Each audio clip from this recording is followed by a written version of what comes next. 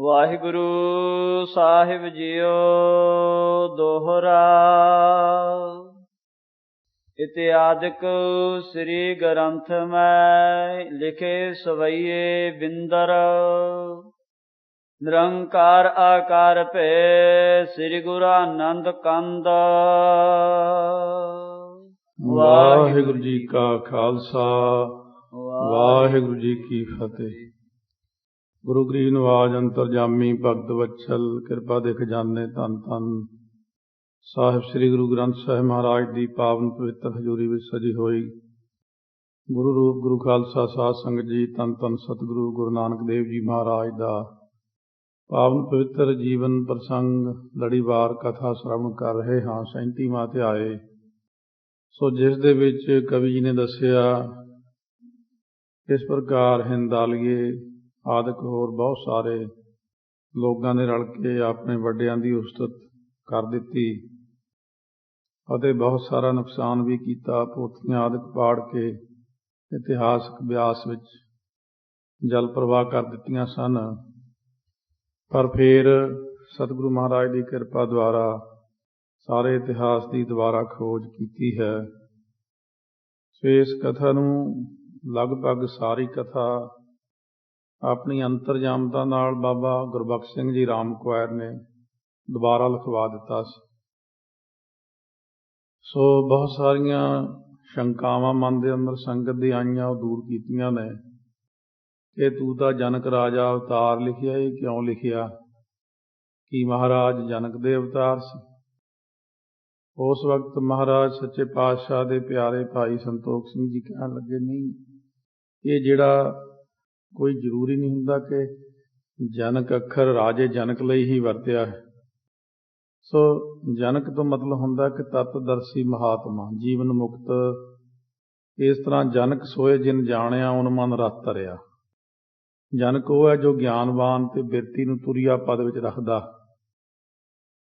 ਕਿਉਂਕਿ ਪੁਰਾਣੇ ਸਮੇਂ ਦੇ ਵਿੱਚ ਬ੍ਰਹਮ ਗਿਆਨੀਆਂ ਦੀ ਗਿਣਤੀ ਬਹੁਤ ਹਿਸਾਬ ਜੇ ਦੀ ਹੋਈ ਹੈ। ਉਹਨਾਂ ਵਿੱਚ ਰਾਜਾ ਜਨਕ ਵਿਦੇਹੀ ਮੰਨਿਆ ਤੇ 19ਵਾਂ ਰਾਜਾ ਜਨਕ ਹੋਇਆ, ਕਿਉਂਕਿ ਪਦਵੀ ਚਲੀ ਆਉਂਦੀ ਸੀ ਜਨਕ ਦੀ। ਪਹਿਲਾ ਜਨਕ, ਦੂਜਾ ਜਨਕ, ਤੀਜਾ ਜਨਕ, ਇਉਂ ਜਿਹੜਾ 19ਵਾਂ ਜਨਕ ਹੋਇਆ ਹੈ ਉਹ ਵਿਦੇਹੀ ਸੀ। ਸਣਦੇਹੀ ਸੱਚਖੰਡ ਜਾ ਸਕਦਾ ਸੀ, ਇੰਨੀ ਤਾਕਤ ਸਮਰੱਥਾ ਸੀ ਉਹਦੀ। ਸੋ ਇਸ ਤਰ੍ਹਾਂ ਕਰਨ ਦੇ ਨਾਲ ਭੱਟਾਂ ਵੱਲੋਂ ਇੱਕ ਉਦਾਹਰਣ ਦਿੱਤੀ ਗਈ ਹੈ, ਉੱਚੀ ਤੋਂ ਉੱਚੀ ਆਪਣੇ ਵੱਲੋਂ ਇੱਕ ਅੰਗੀ ਦ੍ਰਿਸ਼ਟਾਂਤ ਹੁੰਦੇ ਨੇ ਸਾਰੇ। ਫਿਰ ਗੁਰੂ ਗ੍ਰੰਥ ਸਾਹਿਬ ਮਹਾਰਾਜ ਦੇ ਵਿੱਚ ਆਪਣੀ ਸ਼ਰਧਾ ਦਿਖਾਉਂਦਿਆਂ ਹੋਇਆਂ ਸਵਈਏ ਮਹੱਲੇ ਤੀਜੇ ਕੇ ਵਿੱਚ ਇਹ ਵਾਕ ਵੀ ਕਹੇ ਨੇ ਕਿ ਆਪ ਨਾਰਾਇਣ ਕਲਾ ਧਾਰ ਜਗ ਮਹਿ ਭਰ ਵਰਿਆ। ਅਕਾਲ ਪੁਰਖ ਵਾਹਿਗੁਰੂ ਆਪ ਆਪਣੀ ਸ਼ਕਤੀ ਨੂੰ ਧਾਰ ਕੇ ਸਰਗੁਣ ਰੂਪ ਦੇ ਵਿੱਚ ਸੰਸਾਰ ਅੰਦਰ ਪ੍ਰਗਟ ਹੋਏ ਨੇ। ਨਿਰੰਕਾਰ ਆਕਾਰ ਜੋਤ ਜਗ ਮੰਡਲ ਕਰਿਓ। ਇਹ ਜਗਤ ਮੰਡਲ ਦੇ ਵਿੱਚ ਨਿਰੰਕਾਰ ਜੀ ਨੇ ਆਪਣਾ ਆਕਾਰ ਗੁਰੂ ਨਾਨਕ ਰੂਪ ਕਰਕੇ ਪ੍ਰਗਟ ਕੀਤਾ ਹੈ। ਔਰ ਦੁਨੀਆ ਦੇ ਅੰਦਰ ਜਹ ਕਹਿ ਤਹ ਭਰਪੂਰ ਸ਼ਬਦ ਦੀਪਕ ਦੀਪ ਆਇਓ। ਸਾਰੀ ਸ੍ਰਿਸ਼ਟੀ ਉੱਤੇ ਜਿੱਥੇ ਕਿੱਥੇ ਤਿੱਥੇ ਭਰਪੂਰ ਵਿਆਪਕ ਸ਼ਬਦ ਦਾ ਜਿਹੜਾ ਦੀਪਕ ਸੀ, ਗਿਆਨ ਸੀ, ਉਹ ਦੀਪ ਆਇਓ ਬਾਲਣਾ ਕੀਤਾ ਹੈ। ਦੀਵਾ ਬਾਲਿਆ ਗਿਆਨ ਦਾ, ਦੀਵਾ ਬਲੈ ਅੰਧੇਰਾ ਜਾਏ। ਸੋ ਜੇ ਸਿੱਖੈ ਸੰਗ੍ਰਹਿਓ ਤਤ ਹਰ ਚਰਨ ਮਿਲਾਇਓ। ਇਉਂ ਗੁਰਸਿੱਖਾਂ ਨੇ ਉਹ ਇਕੱਠਾ ਕੀਤਾ ਸਾਰਾ ਕੁਝ ਅਤੇ ਅਕਾਲ ਪੁਰਖ ਵਾਹਿਗੁਰੂ ਦੇ ਚਰਨਾਂ ਨਾਲ ਲੀਨ ਹੋਏ। ਗੁਰਸਿੱਖਾਂ ਨੇ ਸਤਿਗੁਰੂ ਮਹਾਰਾਜ ਸੱਚੇ ਪਾਤਸ਼ਾਹ ਤੋਂ ਬਖਸ਼ਿਸ਼ਾਂ ਪ੍ਰਾਪਤ ਕੀਤੀਆਂ। ਨਾਨਕ ਕੁਲ ਨਿਰਮਲ ਅਵਤਰਿਓ ਅੰਗਦ ਲਹਿਣੇ ਸੰਗ ਹੋਆ। ਇਉਂ ਗੁਰੂ ਅੰਗਦ ਦੇਵ ਮਹਾਰਾਜ ਸੱਚੇ ਪਾਤਸ਼ਾਹ ਬਾਬਾ ਲਹਿਣਾ ਜੀ ਤੋਂ ਜਦੋਂ ਨਾਲ ਮਿਲੇ, ਲਹਿਣੇ ਦੇ ਰੂਪ ਵਿੱਚ ਹੋ ਕੇ ਉਸ ਵਕਤ ਨਿਰਮਲ ਹੋ ਗਏ, ਪ੍ਰਗਟ ਹੋਏ ਸੰਸਾਰ ਦੇ ਅੰਦਰ ਗੁਰੂ ਨਾਨਕ ਦੇਵ ਜੀ ਦੀ ਕਿਰਪਾ ਨਾਲ। ਉਹਨਾਂ ਤੋਂ ਬਾਅਦ ਗੁਰੂ ਅਮਰਦਾਸ ਤਾਰਨ ਤਰਨ ਜਨਮ ਜਨਮ ਪਾਸ ਸਰਨ ਤੋਂ ਫਿਰ ਗੁਰੂ ਅਮਰਦਾਸ ਸਾਹਿਬ ਮਹਾਰਾਜ ਜਹਾਜ਼ ਵਾਂਗੂ ਹੋਏ ਨੇ ਸੰਸਾਰ ਦੇ ਅੰਦਰ। ਅਤੇ ਇਸ ਤਰ੍ਹਾਂ ਗੁਰੂ ਸਾਹਿਬ ਦੀ ਸ਼ਰਨ ਵਿੱਚ ਪੈ ਕੇ ਜਨਮਾਂ ਜਨਮਾਂ ਦੇ ਰੋਗ ਕੱਟੇ ਗਏ। ਜਨਮ ਜਨਮਾਂਤਰ ਦੇ ਪਾਪ ਕੱਟੇ ਗਏ। ਤੋ ਅਸੀਂ ਵੀ ਬੇਨਤੀ ਕਰਦੇ ਹਾਂ ਕਿ ਅਸੀਂ ਆਪਦੀ ਸ਼ਰਨ ਵਿੱਚ ਪਏ ਰਹੀਏ। ਇਹਦੇ ਵਿੱਚ ਕੁਛ ਕੁ ਪਿਛਲੇ ਪ੍ਰਮਾਣ ਵੀ ਦਿੱਤੇ। ਸਵਈਏ ਮਹੱਲੇ ਪਹਿਲੇ ਵਿੱਚ ਸਤਿਯੁਗ ਤੈ ਮਾਣਿਓ, ਚਲਿਓ ਬਲ ਬਾਵਨ ਭਾਇਓ। ਪਿਛਲੇ ਅਵਤਾਰਾਂ ਦਾ ਜ਼ਿਕਰ ਕੀਤਾ ਕਿਉਂਕਿ ਜਿੰਨੀ ਭੱਟਾਂ ਨੂੰ ਸਮਝ ਸੀ, ਜਿੰਨੀ ਕੁ ਉਹਨਾਂ ਦੀ ਪਹੁੰਚ ਸੀ ਬਿਰਤੀ ਦੀ, ਕਿਉਂਕਿ ਬੀਤੇ ਸਮੇਂ ਵਿੱਚ ਜੋ ਵੱਡੇ ਵੱਡੇ ਹੋਏ ਨੇ ਉਹਨਾਂ ਵੱਡਿਆਂ ਦੀ ਉਦਾਹਰਣ ਦੇ ਕੇ ਸਮਝਾਇਆ ਕਿ ਤੁਸੀਂ ਇੰਨਾ ਵੱਡਾ ਰੂਪ ਧਾਰਿਆ, ਬਾਵਨ ਅਵਤਾਰ ਧਾਰ ਕੇ ਬਲ ਰਾਜੇ ਨੂੰ ਛੱਡ ਲਿਆ। ਸਤਿਯੁਗ ਦੇ ਤਾਂ ਵਿੱਚ ਤੁਸੀਂ ਇਸ ਤਰ੍ਹਾਂ ਸਤਿਯੁਗ ਨੂੰ ਮਾਣਿਆ। ਤ੍ਰੇਤੈ ਤੈ ਮਾਣਿਓ ਰਾਮ ਰਘੁਵੰਸ਼ ਕਹਾਇਓ। ਤ੍ਰੇਤੇ ਨੂੰ ਮਾਣਿਆ ਕਿਸ ਪ੍ਰਕਾਰ? ਰਾਮ ਚੰਦਰ ਜੀ ਰੂਪ ਹੋ ਕੇ ਰਘੂਆਂ ਦੀ ਕੁਲ ਵਿੱਚ ਆਏ। ਦੁਆਪਰ ਕ੍ਰਿਸ਼ਨ ਮੁਰਾਰ ਕੰਸ ਕਿਰਤਾਰਥ ਕੀਓ। ਦੁਆਪਰ ਦੇ ਵਿੱਚ ਕ੍ਰਿਸ਼ਨ ਜੀ ਰੂਪ ਹੋ ਕੇ ਸੋ ਮੁਰ ਆਦਿਕ ਦੈਂਤ ਨੂੰ ਕੱਟਿਆ, ਕੰਸ ਨੂੰ ਪਟਕਾ ਕੇ ਮਾਰਿਆ, ਕੇਸਾਂ ਤੋਂ ਫੜ ਕੇ ਉਹ ਮਰਨ ਕਰਕੇ ਤੁਹਾਡੇ ਹੱਥੋਂ ਕਿਰਤਾਰਥ ਹੋ ਗਿਆ। ਉਗਰ ਸੈਣ ਕਉ ਰਾਜ ਅਭੈ ਭਗਤੈ ਜਨ ਦੀਓ। ਆਪਣੇ ਨਾਨੇ ਉਗਰ ਸੈਣ ਨੂੰ ਅਭੈ ਰਾਜ ਦੀ ਦਾਤ ਬਖਸ਼ੀ, ਭਗਤਾਂ ਨੂੰ ਅਭੈ ਪਦਵੀ ਦਿੱਤੀ। ਰਾਜੇ ਸੋ ਨਾਨੇ ਨੂੰ ਰਾਜ ਦਿੱਤਾ ਅਤੇ ਭਗਤਾਂ ਨੂੰ ਅਭੈ ਪਦਵੀ ਦਿੱਤੀ। ਜਨਕ ਨੂੰ ਇਹ ਪਿੱਛੇ ਤੋਂ ਲੈ ਕੇ ਚਲੇ ਆ ਰਿਹਾ, ਜਿਵੇਂ ਕੰਸ ਨੂੰ ਮਾਰ ਕੇ ਭਗਤਾਂ ਨੂੰ ਅਭੈ ਪਦਵੀ ਦੇਤੀ। ਕਲਯੁਗ ਪ੍ਰਮਾਣ ਨਾਨਕ ਗੁਰੂ ਅੰਗਦ ਅਮਰ ਕਹਾਇਓ। ਫਿਰ ਕਲਯੁਗ ਦੇ ਵਿੱਚ ਆਪ ਜੀ ਨੇ ਇਹ ਸਾਰਿਆਂ ਨਾਲੋਂ ਜਿਹੜਾ ਵੱਡਾ ਅਵਤਾਰ ਧਾਰਨ ਕੀਤਾ, ਗੁਰੂ ਨਾਨਕ ਰੂਪ ਹੋ ਕੇ ਪੁਰਾਣੇ ਯੁੱਗਾਂ ਵਿੱਚ ਜਿੰਨੀ ਜਿੰਨੀ ਜ਼ਰੂਰਤ ਸੀ ਓਨੀਆਂ ਕਲਾ ਰੱਖ ਕੇ ਆਪਣੇ ਹੀ ਸੋ ਜਿਹੜੇ ਬਣਾਏ ਹੋਏ ਸੀ ਅਵਤਾਰ ਉਹਨਾਂ ਦੇ ਰਾਹੀਂ ਭੇਜਦੇ ਰਹੇ। 24 ਅਵਤਾਰ ਜਿਹੜੇ ਮਹਾਰਾਜ ਨੇ ਲਿਖੇ ਨੇ ਉਹਨਾਂ ਦੇ ਰਾਹੀਂ ਕਾਫੀ ਚੀਜ਼ਾਂ ਸਪਸ਼ਟ ਵੀ ਕੀਤੀਆਂ ਮਹਾਰਾਜ ਨੇ। ਸੋ ਇਹਦੇ ਵਿੱਚ ਬਹੁਤ ਸਾਰੇ ਜਿਹੜੇ ਜੀਵ ਨੇ ਉਹ ਕਈ ਗੱਲਾਂ ਦਾ ਇਤਰਾਜ਼ ਜਿਹਾ ਖੜਾ ਕਰ ਲੈਂਦੇ ਨੇ। ਉਹ ਚੰਗੀ ਤਰ੍ਹਾਂ ਥੋੜ੍ਹਾ ਜਿਹਾ ਜੇ ਵਿਚਾਰ ਕਰਨ ਤਾਂ ਉਹਨਾਂ ਨੂੰ ਇਹਨਾਂ ਚੀਜ਼ਾਂ ਦਾ ਗਿਆਨ ਹੁੰਦਾ ਹੈ ਕਿ ਇਹ ਵੀ ਸਾਰੇ ਪਰਮਾਤਮਾ ਦੇ ਹੀ ਬਣਾਏ ਹੋਏ ਨੇ। ਵਾਹਿਗੁਰੂ ਨੇ ਸਭ ਦੀ ਰਚਨਾ ਕੀਤੀ ਹੈ। ਸੰਸਾਰ ਉਹਨੇ ਬਣਾਇਆ, ਯੁੱਗ ਉਹਨੇ ਬਣਾਏ ਨੇ, ਦੁਨੀਆ ਉਹਨੇ ਬਣਾਈ ਹੈ ਤੇ ਅਵਤਾਰ ਆਪਣੇ ਆਪ ਨਹੀਂ ਆ ਗਏ ਦੁਨੀਆ 'ਚ, ਇਹ ਵੀ ਪਰਮਾਤਮਾ ਨੇ ਰਚੇ ਨੇ। ਸ੍ਰੀ ਗੁਰੂ ਰਾਜ ਅਬਚਲ ਅਟਲ ਆਦਿ ਪੁਰਖ ਫਰਮਾਇਓ। ਇਹ ਆਦਿ ਪੁਰਖ ਦੇ ਬਚਨ ਨਾਲ ਧੰਨ ਗੁਰੂ ਨਾਨਕ ਸਾਹਿਬ ਦਾ ਰਾਜ ਜਿਹੜਾ ਹੈ ਉਹ ਚਲਾਇਮਾਨ ਹੋਣ ਤੋਂ ਰਹਿਤ ਹੈ, ਅਟਲ ਹੈ। ਇਹ ਆਦਿ ਪੁਰਖ ਦੇ ਹੁਕਮ ਦੇ ਫਰਮਾਨ ਅਨੁਸਾਰ ਗੁਰੂ ਨਾਨਕ ਦੇਵ ਜੀ ਮਹਾਰਾਜ ਸੱਚੇ ਪਾਤਸ਼ਾਹ ਆਏ ਨੇ। ਤੁਰਕੀ ਬਾਣੀ ਆਈ ਹੈ, ਪ੍ਰਗਟ ਕੀਤੀ ਹੈ। ਜਿੰਨੀ ਜਿੰਨੀ ਜ਼ਰੂਰਤ ਹੁੰਦੀ ਆ ਓਨਾ ਸਭ ਕੁਛ ਪ੍ਰਗਟ ਕਰ ਦਿੰਦੇ ਨੇ, ਪਰ ਇਸ ਤੋਂ ਬਾਅਦ ਹੋਰ ਕੁਛ ਨਹੀਂ ਪ੍ਰਗਟ ਕਰਨਾ ਉਹਨਾਂ ਨੇ। ਇਹ ਸਾਰਾ ਕੁਝ ਗੁਰੂ ਗ੍ਰੰਥ ਸਾਹਿਬ ਮਹਾਰਾਜ ਹੀ ਸ਼੍ਰੋਮਣੀ ਨੇ, ਇਹਨਾਂ ਨਹੀਂ ਕਰਨਾ ਜੋ ਕਰਨਾ ਸੱਚੇ ਪਾਤਸ਼ਾਹ ਦੀ ਮਰਜ਼ੀ ਹੈ। ਕਦੋਂ ਵੀ ਪ੍ਰਗਟ ਹੋ ਜਾਣ ਨਾ ਹੋਣ, ਭਾਵ ਇਹਨਾਂ ਦੀ ਜਿਹੜਾ ਪ੍ਰਤਾਪ ਹੈ, ਜੇ ਸ਼ਕਤੀ ਹੈ, ਉਹ ਗੁਪਤ ਰੂਪ ਵਿੱਚ ਤਾਂ ਸਾਰੇ ਫੈਲੀ ਹੋਈ ਹੈ, ਗੁਰਸਿੱਖਾਂ ਨੂੰ ਤਾਂ ਪਤਾ, ਪਰ ਜਦੋਂ ਸੰਸਾਰ ਨੂੰ ਇਹਨਾਂ ਦਾ ਪਤਾ ਲੱਗੇਗਾ ਤਾਂ ਸਾਰੀ ਦੁਨੀਆ ਗੁਰੂ ਸਾਹਿਬ ਦੇ ਚਰਨਾਂ 'ਤੇ ਡਿੱਗ ਪਏਗੀ। ਇਹ ਨਿਰੰਕਾਰ ਹੈ ਪਰਮੇਸ਼ਰ, ਤੁਸੀਂ ਇੰਨਾ ਗੁਪਤ ਰੱਖਿਆ ਆਪਣੇ ਆਪ ਨੂੰ। ਉਹ ਕਹਿੰਦੇ ਗੁਰੂ ਗ੍ਰੰਥ ਸਾਹਿਬ ਦੇ ਜਿੰਨੀ ਮਹਿਮਾ ਹੁੰਦੀ ਹੈ ਉਹਨੂੰ ਸਮਝਣ ਦੀ ਜ਼ਰੂਰਤ ਹੁੰਦੀ ਹੈ। ਤਾਂ ਤੇ ਇਹ ਚੀਜ਼ਾਂ ਸਮਝ ਨਹੀਂ ਲੱਗਦੀਆਂ ਛੇਤੀ ਕੀਤੀਆਂ, ਕਿਉਂਕਿ ਇੰਨੀ ਨੌਲੇਜ ਹੀ ਨਹੀਂ ਹੁੰਦੀ। ਪਰ ਪਤਾ ਉਹਨਾਂ ਨੂੰ ਲੱਗਦਾ ਜਦੋਂ ਅਭਿਆਸ ਕਰਦੇ ਨੇ ਅਭਿਆਸੀ, ਜਦੋਂ ਫਿਰ ਉਹ ਬਿਰਤੀਆਂ ਖੁੱਲ੍ਹਦੀਆਂ, ਸੁਰਤੀਆਂ ਖੁੱਲ੍ਹਦੀਆਂ, ਅੰਦਰੋਂ ਗਿਆਨ ਖੁੱਲ੍ਹਦਾ, ਸਾਰੇ ਪੜ੍ਹਦੇ ਹਟਦੇ ਨੇ, ਉੱਥੇ ਜਾ ਕੇ ਫਿਰ ਕਹਿੰਦੇ ਨੇ ਇਹ ਤਾਂ ਹੋਰ ਹੀ ਕੁਝ ਨਿਕਲਿਆ ਆ, ਅਸੀਂ ਤਾਂ ਕੁਛ ਹੋਰ ਹੀ ਸਮਝਦੇ ਸੀ ਗੱਲਾਂ। ਹੁਣ ਅਸੀਂ ਸਮਝਾਉਂਦੇ ਹਾਂ ਜਿਹੜੀ ਚੀਜ਼ਾਂ ਵੀ ਐ ਨਹੀਂ ਹੁੰਦੀਆਂ, ਐ ਹੁੰਦੀਆਂ, ਉਹ ਸਾਨੂੰ ਹੀ ਕਹਿ ਦਿੰਦੇ ਤੁਹਾਨੂੰ ਨਹੀਂ ਪਤਾ ਹੈ। ਫਿਰ ਅਸੀਂ ਚੁੱਪ ਕਰ ਜਾਂਦੇ ਹਾਂ ਵੀ ਸਾਨੂੰ ਨਹੀਂ, ਹਾਂ ਬਈ ਸਾਨੂੰ ਨਹੀਂ ਪਤਾ, ਤੁਹਾਨੂੰ ਪਤਾ। ਠੀਕ ਆ ਬਾਈ, ਜਦੋਂ ਮਹਾਰਾਜ ਤੁਹਾਨੂੰ ਸਮਝਾਉਣਗੇ ਤੁਹਾਨੂੰ ਸਮਝ ਲੱਗ ਜਾਏਗੀ। ਇਸ ਤਰ੍ਹਾਂ ਸਮਝਣ ਦਾ ਯਤਨ ਕਰੀਏ ਕਿ ਜੋ ਬਾਣੀ ਅੰਦਰ ਲਿਖਿਆ ਗੁਰਾਂ ਨੇ, ਬਹੁਤ ਵੱਡੀ ਦਾਤ ਹੈ, ਬੜਾ ਕੁਛ, ਸਭ ਕੁਛ ਗੁਰੂ ਗ੍ਰੰਥ ਸਾਹਿਬ ਦੀ ਬਾਣੀ ਜਿੰਨੀ ਪ੍ਰਗਟ ਹੋਈ ਅਕਾਲ ਪੁਰਖ ਦੇ ਹੁਕਮ ਵਿੱਚ ਹੋਈ, ਅਕਾਲ ਜੀ ਨੇ ਆਪ ਹੀ ਲਿਖਵਾਈ ਹੈ। ਅਕਾਲ ਪੁਰਖ ਨੇ ਖੁਦ ਲਿਖਵਾਇਆ ਸਾਰਾ ਕੁਝ, ਪਰ ਫਿਰ ਉਹਦੇ ਉੱਤੇ ਕਿੰਤੂ ਖੜਾ ਹੋ ਜਾਂਦਾ ਹੈ।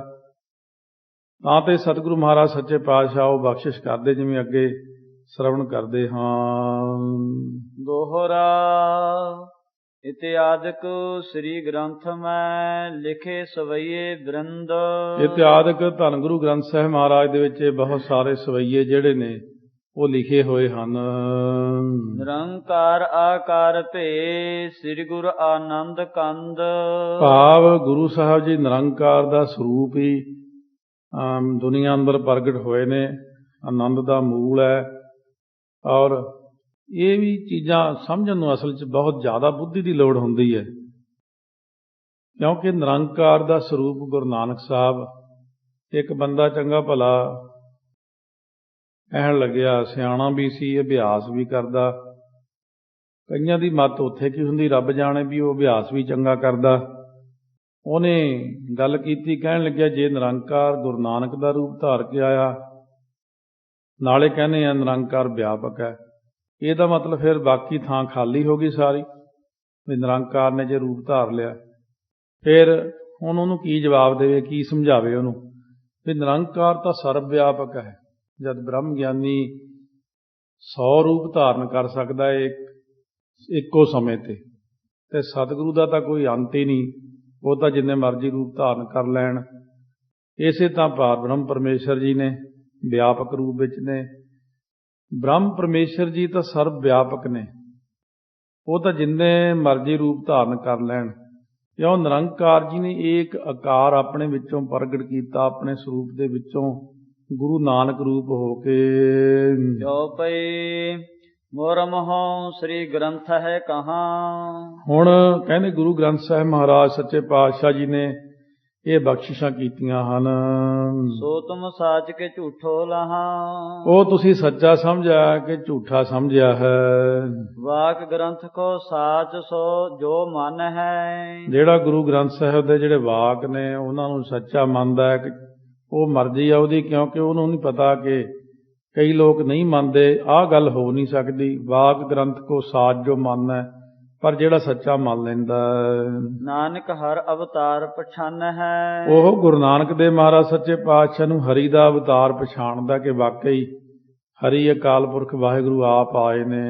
ਸ੍ਰੀ ਅਰਜਨ ਕੇ ਰਹਿਤ ਅਗਾਰੀ। ਧੰਨ ਗੁਰੂ ਅਰਜਨ ਦੇਵ ਸਾਹਿਬ ਮਹਾਰਾਜ ਦੀ ਸੇਵਾ ਵਿੱਚ ਅੱਗੇ ਹਾਜ਼ਰ ਰਹਿਣ ਵਾਲੇ। ਭਇਓ ਗ੍ਰੰਥ ਕੋ ਜੋਨ ਲਿਖਾਰੀ। ਜਿਹੜੇ ਲਿਖਾਰੀ ਹੋਏ ਨੇ ਗੁਰੂ ਅਰਜਨ ਦੇਵ ਸਮੇਂ ਤੇ, ਤਾਂ ਕਿ ਕਹੀ ਸੁਣੋ ਅਬ ਸਾਖੀ।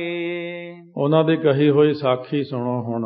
ਸ੍ਰੀ ਗੁਰਦਾਸ ਨਾਮ ਜਿਉ ਭਾਖੀ। ਭਾਈ ਗੁਰਦਾਸ ਜੀ ਉਹਨਾਂ ਦਾ ਨਾਮ ਸੀ, ਉਹਨਾਂ ਨੇ ਜਿਵੇਂ ਜਿਵੇਂ ਲਿਖੀ ਹੈ ਉਹ ਤੁਹਾਨੂੰ ਦੱਸਦੇ ਆ ਭਾਈ। ਨਿਰੰਕਾਰ ਨਾਨਕਾ ਚਿਉ ਦੇਉ ਨਿਰੰਕਾਰ ਆਕਾਰ ਬਣਾਇਆ। ਸੋ ਨਿਰੰਕਾਰ ਪਰਮੇਸ਼ਰ ਜੀ ਨੇ ਗੁਰੂ ਨਾਨਕ ਦੇਵ ਜੀ ਸਰੂਪ ਹੋ ਕੇ ਨਿਰੰਕਾਰ ਨੇ ਇਹ ਆਕਾਰ ਬਣਾ ਲਿਆ ਕਿ ਉਹ ਜਦੋਂ ਮਰਜ਼ੀ ਜੀ ਚਾਹੇ ਆਕਾਰ ਬਣਾ ਲੈਂਦਾ। ਨਿਰੰਕਾਰ ਨੇ ਦੁਨੀਆ ਨੂੰ ਸਮਝਾਉਣ ਲਈ। ਹੁਣ ਜੇ ਉਹ ਬਿਨਾਂ ਆਕਾਰ ਤੋਂ ਕੁਛ ਕਰਦੇ ਉਹ ਗੱਲ ਨਹੀਂ ਬਣਦੀ, ਉਹਨਾਂ ਨੇ ਆਪਣੀ ਖੇਡ ਖੇਡਣੀ ਹੈ। ਉਹਨਾਂ ਜੇ ਸਮਝਾਉਣਾ ਹੁੰਦਾ ਵੈਸੇ ਬਿਰਤੀਆਂ ਹੀ ਪ੍ਰੇਰ ਦਿੰਦੇ, ਮਨਾਂ ਨੂੰ ਪ੍ਰੇਰ ਦਿੰਦੇ ਵਿੱਚ ਹੀ ਬੈਠੇ ਸਾਰਿਆਂ ਦੇ, ਪਰ ਉਹਨਾਂ ਨੇ ਉਹ ਤਾਂ ਪ੍ਰੇਰ ਦੇਣਗੇ, ਪਰ ਆਉਣ ਵਾਲੇ ਸਮੇਂ ਵਿੱਚ ਉਹਨਾਂ ਨੇ ਇੱਕ ਐਸਾ ਸਿਸਟਮ ਬਣਾ ਦਿੱਤਾ ਹੈ ਕਿ ਵੀ ਗੁਰਬਾਣੀ ਦੇ ਰਾਹੀਂ ਜਾਂ ਦਸਾਂ ਗੁਰਾਂ ਦੇ ਜੀਵਨ ਦੇ ਰਾਹੀਂ ਉਹਨਾਂ ਨੇ ਦੁਨੀਆ ਨੂੰ ਬਹੁਤ ਢੰਗ ਤਰੀਕੇ ਨਾਲ ਸਮਝਾ ਦਿੱਤਾ। ਇਸ ਤਰ੍ਹਾਂ ਉਹਨਾਂ ਨੇ ਆਪਣਾ ਆਕਾਰ ਬਣਾਇਆ। ਗੁਰ ਅੰਗ ਤੇ ਰੰਗ ਹੋ ਜਾਣਤ ਰੰਗ ਉਠਾਇਆ। ਗੁਰ ਅੰਗ ਤੇ ਗੰਗੋਂ ਜਾਣਤ ਰੰਗ ਉਠਾਇਆ। ਮੰਨ ਲਓ ਜਿਵੇਂ ਗੰਗਾ ਦੇ ਵਿੱਚ ਉਹ ਲਹਿਰ ਉੱਠਦੀ ਦੂਸਰੀ, ਕਿਉਂ ਗੁਰੂ ਅੰਗਦ ਦੇਵ ਮਹਾਰਾਜ ਸੱਚੇ ਪਾਤਸ਼ਾਹ ਨੂੰ ਆਪਣੇ ਅਖੀਰ ਤੇ ਜਦੋਂ ਪਰਖ ਲਈ ਮੁਰਦਾ ਖਾਣ ਵਾਲੀ, ਉਦੋਂ ਗਲਵੱਕੜੀ 'ਚ ਲੈ ਕੇ ਆਪਣੇ ਅੰਗਾਂ ਨਾਲ ਲਾ ਕੇ ਕਹਿਣ ਲੱਗੇ, ਭਾਈ ਲਹਿਣਾ ਜੀ ਅੱਜ ਤੋਂ ਤੁਹਾਡਾ ਨਾਮ ਗੁਰੂ ਅੰਗਦ ਦੇਵ ਜੀ ਹੋ ਗਿਆ, ਤੁਸੀਂ ਸਾਡੇ ਅੰਗਾਂ ਨਾਲ ਲਾਗੇ ਹੋ। ਅਮਰਦਾਸ ਗੁਰ ਅੰਗਦ ਹੋ ਜੋਤ ਸਰੂਪ ਚਲਤ ਵਰਤਾਇਆ। ਫਿਰ ਧੰਨ ਗੁਰੂ ਅਮਰਦਾਸ ਸਾਹਿਬ ਮਹਾਰਾਜ ਗੁਰੂ ਅੰਗਦ ਦੇਵ ਜੀ ਤੋਂ ਅੱਗੇ ਜੋਤ ਅੱਗੇ ਬਿਰਾਜਮਾਨ ਹੋ ਗਈ, ਜੋਤ ਸਰੂਪ ਕੌਤਕ ਵਰਤਾ ਦਿੱਤਾ। ਅੱਗੇ ਮਹਾਰਾਜ ਸਰੂਪ ਦੇ ਵਿੱਚ ਲੀਨ ਹੋ ਗਏ। ਗੁਰ ਅਮਰਹੁ ਗੁਰ ਰਾਮਦਾਸ ਅਨਹਦ ਨਦਹੁ ਸ਼ਬਦ ਸੁਣਾਇਆ।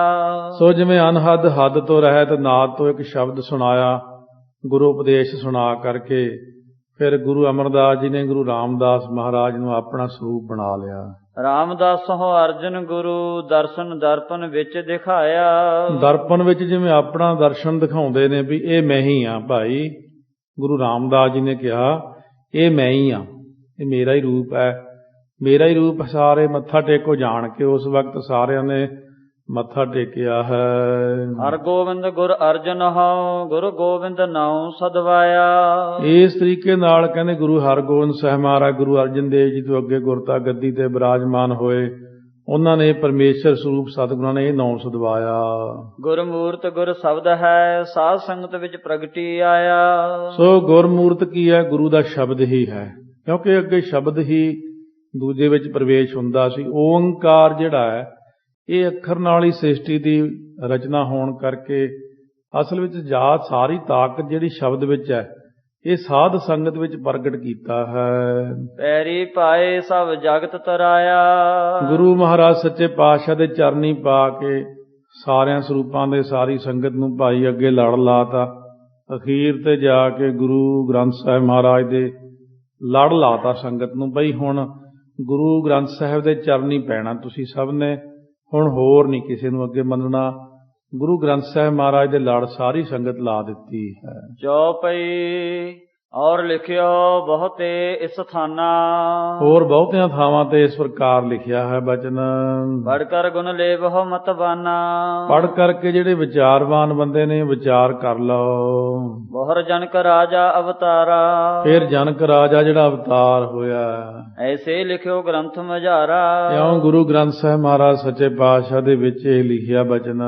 ਸੋ ਉਪਮਾ ਹੈ ਤਿਹ ਕੀ ਦਈ। ਉਹ ਤਾਂ ਉਹਦੀ ਉਪਮਾ ਦਿੱਤੀ, ਭਾਵ ਇਸ ਤਰ੍ਹਾਂ ਦੱਸਿਆ ਕਿ ਜਿਵੇਂ ਉਹ ਹੋਇਆ। ਲੋਕਾਂ ਨੂੰ ਹੁਣ ਜਿਹੜੀ ਚੀਜ਼ ਦਾ ਪਤਾ ਉਹਦੀ ਉਦਾਹਰਣ ਦੇਣੀ ਸੀ। ਜਨਕ ਰਾਜੇ ਬਾਰੇ ਲੋਕਾਂ ਨੂੰ ਆਮ ਪਤਾ ਸੀਗਾ, ਇਸ ਕਰਕੇ ਉਦਾਹਰਣ ਉਹ ਦਈਏ ਜਿਹਦੇ ਨਾਲ ਸੌਖਾ ਸਮਝ ਆ ਜੇ, ਤਾਂਹੀਓ ਜਨਕ ਰਾਜੇ ਦੀ ਉਦਾਹਰਣ ਦਿੱਤੀ ਹੈ। ਜੋਗ ਭੋਗ ਦੋਨੋਂ ਸਮ ਕੀ। ਕਿਉਂਕਿ ਜਨਕ ਰਾਜਾ ਇਹ ਵਿਦੇਹੀ ਮੁਕਤ ਹੋਣ ਕਰਕੇ ਜੋਗ ਅਤੇ ਭੋਗ ਇਕੱਠੇ ਹੀ ਕੀਤੇ। ਰਾਜ ਵੀ ਕੀਤਾ, ਭਗਤੀ ਵੀ ਕੀਤੀ, ਬ੍ਰਹਮ ਗਿਆਨੀ ਵੀ ਸੀ, ਰਾਜਾ ਵੀ ਸੀ। ਇਸ ਤਰ੍ਹਾਂ ਦੋਨੋਂ ਚੀਜ਼ਾਂ ਜਨਕ ਰਾਜੇ ਕੋਲ ਇਕੱਠੀਆਂ ਹੀ ਦਿੱਤੀਆਂ ਸੀ। ਜਿਉਂ ਗ੍ਰਸਤ ਮਹਿ ਜਨਕ ਉਦਾਸੀ। ਜਿਉਂ ਗ੍ਰਸਤ ਮਾਰਗ ਵਿੱਚ ਰਹਿੰਦਾ ਹੋਇਆ ਜਨਕ ਰਾਜਾ ਉਦਾਸ ਬਿਰਤੀ ਰਿਹਾ ਹੈ, ਤਿਉਂ ਸ੍ਰੀ ਨਾਨਕ ਭੇ ਸੁਖ ਰਾਸੀ। ਇਸੇ ਤਰ੍ਹਾਂ ਗੁਰੂ ਨਾਨਕ ਦੇਵ ਜੀ ਮਹਾਰਾਜ ਸੱਚੇ ਪਾਤਸ਼ਾਹ ਗ੍ਰਸਤ ਮਾਰਗ ਵਿੱਚ ਰਹਿੰਦਿਆਂ ਹੋਇਆ ਉਦਾਸੀਨ ਬਿਰਤੀ ਰਹੇ ਨੇ। ਜਨਕ ਰਾਜਾ ਕਿਤੇ ਛੋਟੀ ਮੋਟੀ ਗੱਲ ਨਹੀਂ ਹੈ। ਜਨਕ ਰਾਜੇ ਨੇ ਸਾਰੇ ਨਰਕ ਹੀ ਖਾਲੀ ਕਰ ਦਿੱਤੇ। ਧਰਮ ਰਾਜੇ ਨੂੰ ਕਹਿੰਦਾ ਵੀ ਇਹ ਚੀਕਾਂ ਪੈਂਦੀਆਂ, ਆਵਾਜ਼ਾਂ ਆਉਂਦੀਆਂ, ਇਹਨਾਂ ਨੂੰ ਸਾਰਿਆਂ ਨੂੰ ਛੱਡ ਦਿਓ। ਕਹਿੰਦੇ ਮਹਾਰਾਜ ਛੱਡ ਨਹੀਂ ਸਕਦਾ। ਕਹਿੰਦੇ ਮੇਰੇ ਇੱਕ ਟਾਈਮ ਦਾ ਨਿਤਨੇਮ ਲੈ ਲਾ, ਤੂੰ ਇੱਕ ਟਾਈਮ ਦਾ ਸਤਸੰਗ ਸਿਮਰਨ ਲੈ ਲਾ। ਤੋਲ ਤੱਕੜੀ ਤੋਲਿਆ ਤਾਂ ਸਾਰੇ ਜੀਵ ਹੀ ਮੁਕਤ ਕਰ ਦਿੱਤੇ। ਸਿਮਰਨ ਦੀ ਮਹਿਮਾ ਦਿਖਾਈ ਹੈ। ਇਸੀ ਹੇਤ ਤੇ ਦੂਸਰ ਚਰਨਾ। ਇਸ ਕਰਕੇ ਜਿਹੜਾ ਦੂਸਰਾ ਚਰਨ ਸੀ ਖੋਲ ਅਰਥ ਨੀਕੀ ਵਿਦ ਵਰਨਾ। ਖੋਲ ਕੇ ਅਰਥ ਚੰਗੀ ਤਰ੍ਹਾਂ ਵਰਣਨ ਕੀਤਾ ਹੈ। ਰਹੇ ਜਗਤ ਜਲ ਪਦਮ ਵਿਚਾਰ। ਕਮਲ ਪਾਣੀ ਵਿੱਚ ਜਿਵੇਂ ਰਹਿੰਦਾ ਇਉਂ ਵਿਚਾਰ ਕਰੋ ਵੀ ਰਹੇ ਮਹਾਰਾਜ। ਜਾਤੇ ਕਰ ਲੀਜੈ ਨਿਰਧਾਰ। ਇਸ ਕਰਕੇ ਨਿਰਣਾ ਕਰ ਲੋ ਮਨ ਦੇ ਅੰਦਰ। ਦੋਹਰਾ ਅਤ ਉਦਾਰ ਇਹ ਨਿਰਪਤ ਹੈ ਭਇਓ ਇੰਦਰ ਅਵਤਾਰ। ਇਹ ਬਹੁਤ ਜ਼ਿਆਦੇ ਸੀਗਾ ਜਿਹੜਾ ਰਾਜਾ ਜਨਕ ਸੀ। ਕਹਿੰਦੇ ਇਹ ਇੰਦਰ ਦਾ ਅਵਤਾਰ ਹੋਇਆ, ਰਾਜਾ ਜਨਕ ਜਿਹੜਾ ਹੋਇਆ। ਐਸੇ ਉਪਮਾ ਔਰ ਲਖੋ ਜਨਕ ਹੈ ਕੀ ਸੁਖ ਸਾਰ। ਇਸ ਤਰ੍ਹਾਂ ਦੀ ਉਪਮਾ ਜਾਣਨਾ ਕਰੋ ਜਿਵੇਂ ਪਰਮੇਸ਼ਰ ਦੇ ਅਸਲ ਵਿੱਚ ਕੋਈ ਕਿਰਿਆ ਬਾਹਰ ਨਹੀਂ ਹੁੰਦੀ। ਆਪਾਂ ਕਹਿੰਦੇ ਆਹ ਨਹੀਂ ਹੋ, ਆਹ ਫਲਾਨਾ ਟਿਮਕਾ, ਇਹ ਕੁਛ ਨਹੀਂ ਹੈ, ਤੁਹਾਡੀ ਕੋਈ ਗੱਲ ਨਹੀਂ ਚੱਲਣੀ। ਨਿਰੰਕਾਰ ਦੇ ਹੁਕਮ ਤੋਂ ਬਿਨਾਂ ਜੇ ਆਪਾਂ ਕਹਿੰਦੇ ਪੱਤਾ ਨਹੀਂ ਹਿਲ ਸਕਦਾ। ਬਸ ਗੱਲ ਇਹੀ ਆ ਕਿ ਨਿਰੰਕਾਰ ਦੇ ਹੁਕਮ ਤੋਂ ਬਿਨਾਂ ਨਹੀਂ ਕੋਈ ਮਾੜਾ ਜਿਹਾ ਵੀ ਨਹੀਂ ਹਿਲ ਸਕਦਾ। ਉੱਥੇ ਸਭ ਕੁਝ ਉਹਦੇ ਹੁਕਮ ਅਨੁਸਾਰ ਹੀ ਹੁੰਦਾ। ਇਹ ਨਿਰੰਕਾਰ ਦੀ ਖੇਡ ਹੈ ਸਾਰੀ। ਜੇ ਆਪਣੀ ਬੁੱਧੀ ਸਮਝ ਜਾਂਦੀ ਹੁੰਦੀ ਤਾਂ ਆਪਾਂ ਹੀ ਵੱਡੇ ਅਵਤਾਰ ਬਣ ਜਾਂਦੇ। ਹੁਣ ਨੂੰ ਆਪਣੀ ਬੁੱਧੀ ਸਮਝ ਨਹੀਂ ਸਕਦੀ, ਆਪਣੀਆਂ ਬੁੱਧੀਆਂ ਬਹੁਤ ਤੁੱਛ ਜੀਆਂ ਹਨ। ਸੁਨ ਸਰੋਤਾ ਹਰਖਤ ਭਏ ਮਨ ਸੰਦੇਹ ਮਿਟਾਏ। ਹੁਣ ਸਰੋਤਾ ਜਨ ਜਿਹੜੇ ਸੀ ਬਹੁਤ ਖੁਸ਼ ਹੋਏ, ਮਨ ਦਾ ਸੰਦੇਹ ਦੂਰ ਹੋ ਗਿਆ।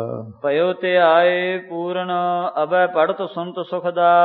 ਇਹ ਪੜਨ ਵਾਲੇ ਨੂੰ, ਸੁਣਨ ਵਾਲੇ ਨੂੰ ਪਈ ਸੁਖ ਦੇ ਦੇਣ ਵਾਲਾ ਇਹ ਧਿਆ ਪੂਰਨ ਹੋਇਆ, ਮਨ ਦੇ ਸੰਸੇ ਦੂਰ ਹੁੰਦੇ ਨੇ। ਟੋਟਕ ਛੰਦ ਗੁਰੂ ਨਾਨਕ ਧਿਆਨ ਸਦਾ ਕਰੀਐ।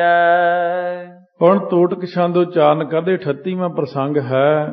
ਗੁਰੂ ਨਾਨਕ ਮਹਾਰਾਜ ਸੱਚੇ ਪਾਤਸ਼ਾਹ ਦਾ ਭਾਈ ਲਾਲੋ ਦੇ ਨਾਲ ਮਿਲਾਪ ਹੈ ਹੁਣ, ਔਰ ਬਾਲਾ ਸੰਧਰਵਾਜ ਭਾਈ ਬਾਲਾ ਸੰਧੂ ਗੋਤ ਵਾਲੇ ਉਚਾਰਨ ਕਰਦੇ ਨੇ ਕਿ ਭਈ ਪਹਿਲਾਂ ਗੁਰੂ ਨਾਨਕ ਦੇਵ ਜੀ ਦਾ ਧਿਆਨ ਕਰੋ। ਭਾਵ ਬੰਧਨ ਮੈਂ ਪੁਨ ਨਾ ਭਰੀਐ। ਜੇ ਗੁਰੂ ਨਾਨਕ ਸਾਹਿਬ ਦਾ ਧਿਆਨ ਕਰ ਲਓ ਫਿਰ ਸੰਸਾਰ ਦੇ ਬੰਧਨਾਂ ਵਿੱਚ, ਸੰਸਾਰ ਦੇ ਵਿੱਚ, ਭੌਜਲ ਦੇ ਵਿੱਚ ਨਹੀਂ ਪਈਦਾ। ਗੁਰੂ ਨਾਨਕ ਸਾਹਿਬ ਛਡਾ ਲੈਂਦੇ ਨੇ। ਸੁਖ ਸਾਗਰ ਰੂਪ ਉਜਾਗਰ ਜੋ। ਸੁਖਾਂ ਦਾ ਸਮੁੰਦਰ ਜੋ ਰੂਪ ਪ੍ਰਗਟ ਹੀ ਹੈ ਸੰਸਾਰ ਅੰਦਰ। ਸਭ ਜੀਤਨ ਦੰਭ ਹੈ ਆਗਰ ਜੋ। ਸਾਰੇ ਦੰਭਾਂ ਪਖੰਡਾਂ ਨੂੰ ਜਿੱਤਣ ਦਾ ਘਰ ਹੈ ਜੋ।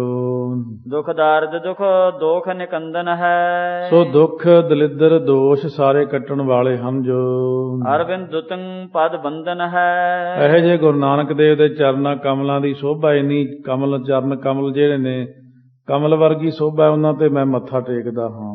ਸੋ ਕੰਦ ਮੁਕੰਦ ਗਿਆਨ ਘਨ। ਗਿਆਨ ਦਾ ਘਨੰ ਬੱਦਲ ਨੇ ਗੁਰੂ ਨਾਨਕ ਦੇਵ ਜੀ, ਸੁਖਾਂ ਦੇ ਮੂਲ ਰੂਪ, ਮੁਕਤੀ ਦੇ ਦਾਤਾ। ਸਰਨਾਗਤ ਕੇ ਅਗ ਓਗ ਹਨੰ।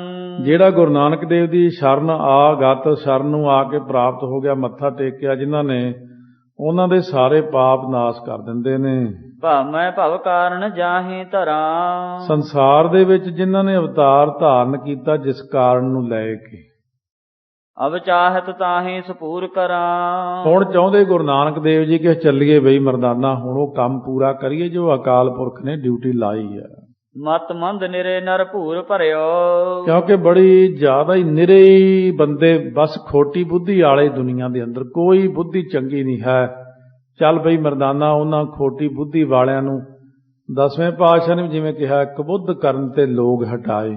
ਇੱਕ ਬੁੱਧੀ ਬਹੁਤੀ ਜ਼ਿਆਦਾ ਹੋਈ ਪਈ ਕਲਯੁਗ ਦੇ ਵਿੱਚ। ਸਿੱਧੀ ਗੱਲ ਨੂੰ ਪੁੱਠਾ ਹੀ ਕਹਿਣਗੇ, ਪੁੱਠੇ ਨੂੰ ਸਿੱਧਾ। ਕਲਯੁਗ ਦੇ ਵਿੱਚ ਐਸਾ ਵਰਤਾਰਾ ਵਰਤ ਰਿਹਾ, ਜਿਹੜੀ ਗੱਲ ਸਹੀ ਆ ਉਹ ਪਤਾ ਨਹੀਂ, ਇਹ ਰੱਬ ਜਾਣੇ ਵੀ ਕਿਉਂ ਮਨ 'ਚ ਉਹਨਾਂ ਦੇ ਪੁੱਠੀ ਆ ਜਾਂਦੀ ਵੀ ਇਹ ਗੱਲ ਪੁੱਠੀ ਕਰਦੇ ਆ, ਤੇ ਪੁੱਠੀ ਗੱਲ ਨੂੰ ਸਹੀ ਕਹੀ ਜਾਂਦੇ ਨੇ। ਇਹ ਕਲਯੁਗ ਦੀ ਰੀਤੀ 'ਚ ਵਰਤਾਰਾ ਹੀ ਵਰਤ ਰਿਹਾ ਹੈ। ਵਿਖ ਕੈ ਹਰ ਕੀਰਤ ਸੇਤ ਕਰਿਓ। ਸੋ ਇਸ ਤਰ੍ਹਾਂ ਦੇਖ ਕਰਕੇ ਬੰਦਿਆਂ ਦੀ ਬੁੱਧੀ ਜਿਹੜੀ ਸੀ ਬਈ ਮਲੀਨ ਬੁੱਧੀ ਹੈ, ਉਹਨੂੰ ਦੇਖ ਕੇ ਹਰੀ ਦੀ ਕੀਰਤੀ ਰੂਪ ਪੁਲ ਬਣਾਇਆ ਗੁਰੂ ਨਾਨਕ ਸਾਹਿਬ ਨੇ। ਦੇਹ ਉਪਰ ਭਾਰ ਪਰੇ ਨਰਸੋ। ਮਹਾਰਾਜ ਕਹਿੰਦੇ ਤਰਨਾ ਤਾਂ ਔਖਾ, ਪੁਲ ਪਾਰ ਕਰ ਲੋ, ਪੁਲ ਦੇ ਉੱਤੋਂ ਲੰਘ ਜੋ। ਪਦ ਪੰਗਤ ਸੇਵਤ ਜੋ ਉਰਸੋਂ। ਜਿਹੜੇ ਚਰਨਾਂ ਕਮਲਾਂ ਨੂੰ ਬੜੇ ਪਿਆਰ ਨਾਲ ਦਿਲੋਂ ਸੇਵਦੇ ਨੇ। ਗੁਰ ਰੂਪ ਵੇਖੈ ਨਿਤ ਧਿਆਨ ਧਰੈ। ਉਹ ਗੁਰੂ ਦੇ ਰੂਪ ਵਿੱਚ ਹਰ ਰੋਜ਼ ਧਿਆਨ ਕਰਦੇ ਹਨ। ਨਿਰਸੰਸ ਭਏ ਜਮ ਤੇ ਨਾ ਡਰੈ। ਉਹ ਬਿਲਕੁਲ ਨਿਰਸੰਸੇ ਹੋ ਗਏ, ਉਹ ਜਮਦੂਤਾਂ ਤੋਂ ਹੁਣ ਡਰਦੇ ਨਹੀਂ ਹਨ। ਦੋਹਰਾ ਨਿਕਸੇ ਪੁਰ ਸੁਲਤਾਨ ਤੇ ਮਰਦਾਨਾ ਸੰਗਲੀਨ। ਹੁਣ ਭਾਈ ਮਰਦਾਨਾ ਜੀ ਨੂੰ ਨਾਲ ਲੈ ਕੇ ਗੁਰੂ ਨਾਨਕ ਦੇਵ ਜੀ ਸੁਲਤਾਨਪੁਰ ਸਾਹਿਬ ਤੋਂ ਚੱਲੇ। ਕਮਲਾਨਨ ਤੇ ਬਚਪਨੇ ਸ੍ਰੀ ਗੁਰ ਪਰਮ ਪਰਵੀਨ। ਸੋ ਪਰਮ ਪ੍ਰਵੀਨ ਬਹੁਤ ਸਿਆਣੇ ਸਤਿਗੁਰੂ ਜੀ ਨੇ ਆਪਣੇ ਮੁਖਾਰ ਬਿੰਦ ਵਿੱਚੋਂ ਬਚਨ ਕਹੇ। ਟੋਟਕ ਛੰਦ ਚਲ ਵੇ ਚਿਤ ਚਾਹਤ ਕੋ ਹਿਤ ਕੋ। ਸੋ ਚਲਬੇ ਚਿਤ ਚਾਹਤ ਹੋ ਕਿਤ ਕੋ, ਕਿੱਧਰ ਨੂੰ ਚੱਲਣਾ ਚਾਹੁੰਦੇ ਹੋ। ਅਬ ਦਿਹੋ ਬਤਾਏ ਚਲੇ ਤਿਤ ਕੋ। ਹੁਣ ਦੱਸੋ ਫਿਰ ਉਧਰ ਨੂੰ ਚੱਲਣਾ ਕਰੀਏ ਜੀ। ਨਿਜ ਦਾਸ ਉਦਾਹਰਨ ਕਾਰਜ ਚਲੇ। ਆਪਣੇ ਦਾਸਾਂ ਨੂੰ ਉਦਾਹਰਨ ਵਾਸਤੇ ਚੱਲੇ ਹਨ। ਬਹੁਮਾਨ ਵਿਕੇ ਜਨ ਦੁਖ ਦਲੇ। ਜਿਨ੍ਹਾਂ ਨੇ ਬਹੁਤ ਸਾਰੇ ਬੰਦਿਆਂ ਦੇ ਜਿਹੜੇ ਦੁੱਖ ਸੀ ਉਹ ਦਲ ਕੇ ਰੱਖ ਦਿੱਤੇ ਨੇ। ਦਵਈਆ ਛੰਦ ਕਹਿ ਮਰਦਾਨਾ ਜਿਤ ਨਿਜ ਨਿਜ ਇੱਛਾ ਗਸਹੁ ਸਵਛ ਸਰੀਰਾ। ਮਹਾਰਾਜ ਸੱਚੇ ਪਾਤਸ਼ਾਹ ਕਹਿਣ ਲੱਗੇ, 10ਵੀਂ ਮਰਦਾਨਿਆ ਜਾਣ ਨੂੰ ਚਿੱਤ ਕਰਦਾ, ਹੁਣ ਲੈ ਹੁਣ ਦੱਸ ਕਿੱਧਰ ਨੂੰ ਚੱਲੀਏ, ਜਿੱਧਰ ਦੀ ਸੈਰ ਕਰਨੀ ਹੈ। ਕਹਿਣ ਲੱਗਿਆ, ਮਹਾਰਾਜ ਮੈਨੂੰ ਗਰੀਬ ਨੂੰ ਕੀ ਪਤਾ, ਮੈਂ ਤਾਂ ਦਾਸ ਸੇਵਾਦਾਰ ਤੁਹਾਡਾ ਜਿੱਧਰ ਨੂੰ ਚਿੱਤ ਕਰਦਾ ਸੱਚੇ ਪਾਤਸ਼ਾਹ, ਇਹ ਸੋਹਣੇ ਸਰੀਰ ਵਾਲੇ ਗੁਰੂ ਨਾਨਕ ਦੇਵ ਜੀ, ਤੁਸੀਂ ਉਸੇ ਪਾਸੇ ਨੂੰ ਹੀ ਚੱਲ ਪਓ। ਆਗੇ ਤਾ ਪਾਸੈ ਹੋਂ ਚੱਲ ਹੋਂ ਸ੍ਰੀ ਪ੍ਰਭ ਗੁਣੀ ਗਹੀਰਾ। ਇਹ ਗੁਣਾਂ ਦੇ ਸਮੁੰਦਰ ਗੁਰੂ ਨਾਨਕ ਦੇਵ ਜੀ ਅੱਗੇ ਤੁਸਾਂ ਚਰਨ ਪਾਉਣੇ ਨੇ, ਦਾਸ ਨੇ ਤੁਹਾਡੇ ਪਿੱਛੇ ਪਿੱਛੇ ਆਉਣਾ ਹੈ। ਬਸ ਤੁਸੀਂ ਜਿੱਧਰ ਨੂੰ ਚੱਲੋਗੇ ਅੱਗੇ ਅੱਗੇ, ਦਾਸ ਚੱਲੇਗਾ ਪਿੱਛੇ ਪਿੱਛੇ। ਜਗ ਗੁਰ ਕਹੈ ਏਮਨਾ ਵਾਦੂ ਏਕ ਨਗਰ ਔਰ ਲਖਿਐ। ਮਰਦਾਨਾ ਇੱਕ ਏਮਨਾਬਾਦ ਨਗਰ ਹੈ, ਮਨ ਦੇ ਅੰਦਰ ਜਾਣਨਾ ਕਰ। ਉਹ ਬਈ ਪਿੰਡ ਜਿਹੜਾ ਹੈ ਨਾ, ਏਮਨਾਬਾਦ ਸ਼ਹਿਰ ਆ ਬੜਾ ਤਕੜਾ, ਉੱਥੇ ਚੱਲਦੇ ਆ। ਉੱਥੇ ਸਾਡਾ ਇੱਕ ਪ੍ਰੇਮੀ ਰਹਿੰਦਾ ਹੈ। ਤਹ ਲਖਾਨ ਇੱਕ ਲਾਲੋ ਵਸਹੀ ਚਲਹਿ ਪਰਾਕ ਤਹ ਪਿਖਿਐ। ਤਹ ਤਖਾਨ ਇੱਕ ਲਾਲੋ ਬਸਈ, ਉੱਥੇ ਭਾਈ ਇੱਕ ਲਾਲੋ ਨਾਮੇ ਤਰਖਾਣ ਹੈ। ਚਲੋ ਪਰਾਕ ਤੇ ਪਿਖੀਏ। ਚਲੋ ਸਭ ਤੋਂ ਪਹਿਲਾਂ ਆਪਾਂ ਚੱਲਦੇ ਹੀ ਉਹਦੇ ਘਰੇ ਆ, ਕਿਉਂਕਿ ਗਰੀਬ ਸਿੱਖ ਹੈ ਤਾਂ ਰੱਬ ਦਾ ਪਿਆਰਾ, ਬੰਦਗੀ ਕਰਨ ਵਾਲਾ, ਫਿਰ ਇਸ ਤਰ੍ਹਾਂ ਦਾ ਉਹ ਰੱਬ ਦਾ ਭਗਤ ਹੈ। ਉਹ ਸਾਡਾ ਬੜਾ ਪੁਰਾਣੇ ਆਪਸ ਵਿੱਚ ਸੰਬੰਧ ਨੇ, ਬੜਾ ਪੁਰਾਣਾ ਭਗਤ ਹੈ। ਕਿਉਂਕਿ ਗੁਰੂ ਨਾਨਕ ਦੇਵ ਜੀ ਪਰਮੇਸ਼ਰ ਨੇ ਨਾ, ਇਸ ਕਰਕੇ ਕਹਿੰਦੇ ਆ ਕਿ ਪਰਮੇਸ਼ਰ ਜੀ ਕਹਿੰਦੇ ਮੇਰਾ ਭਗਤ ਹੈ। ਇਹ ਵਿਦ ਕਹਿ ਕਰ ਕਮਲ ਬਦਨ ਤੇ ਮੰਦ ਮੰਦ ਗਤ ਜਾ।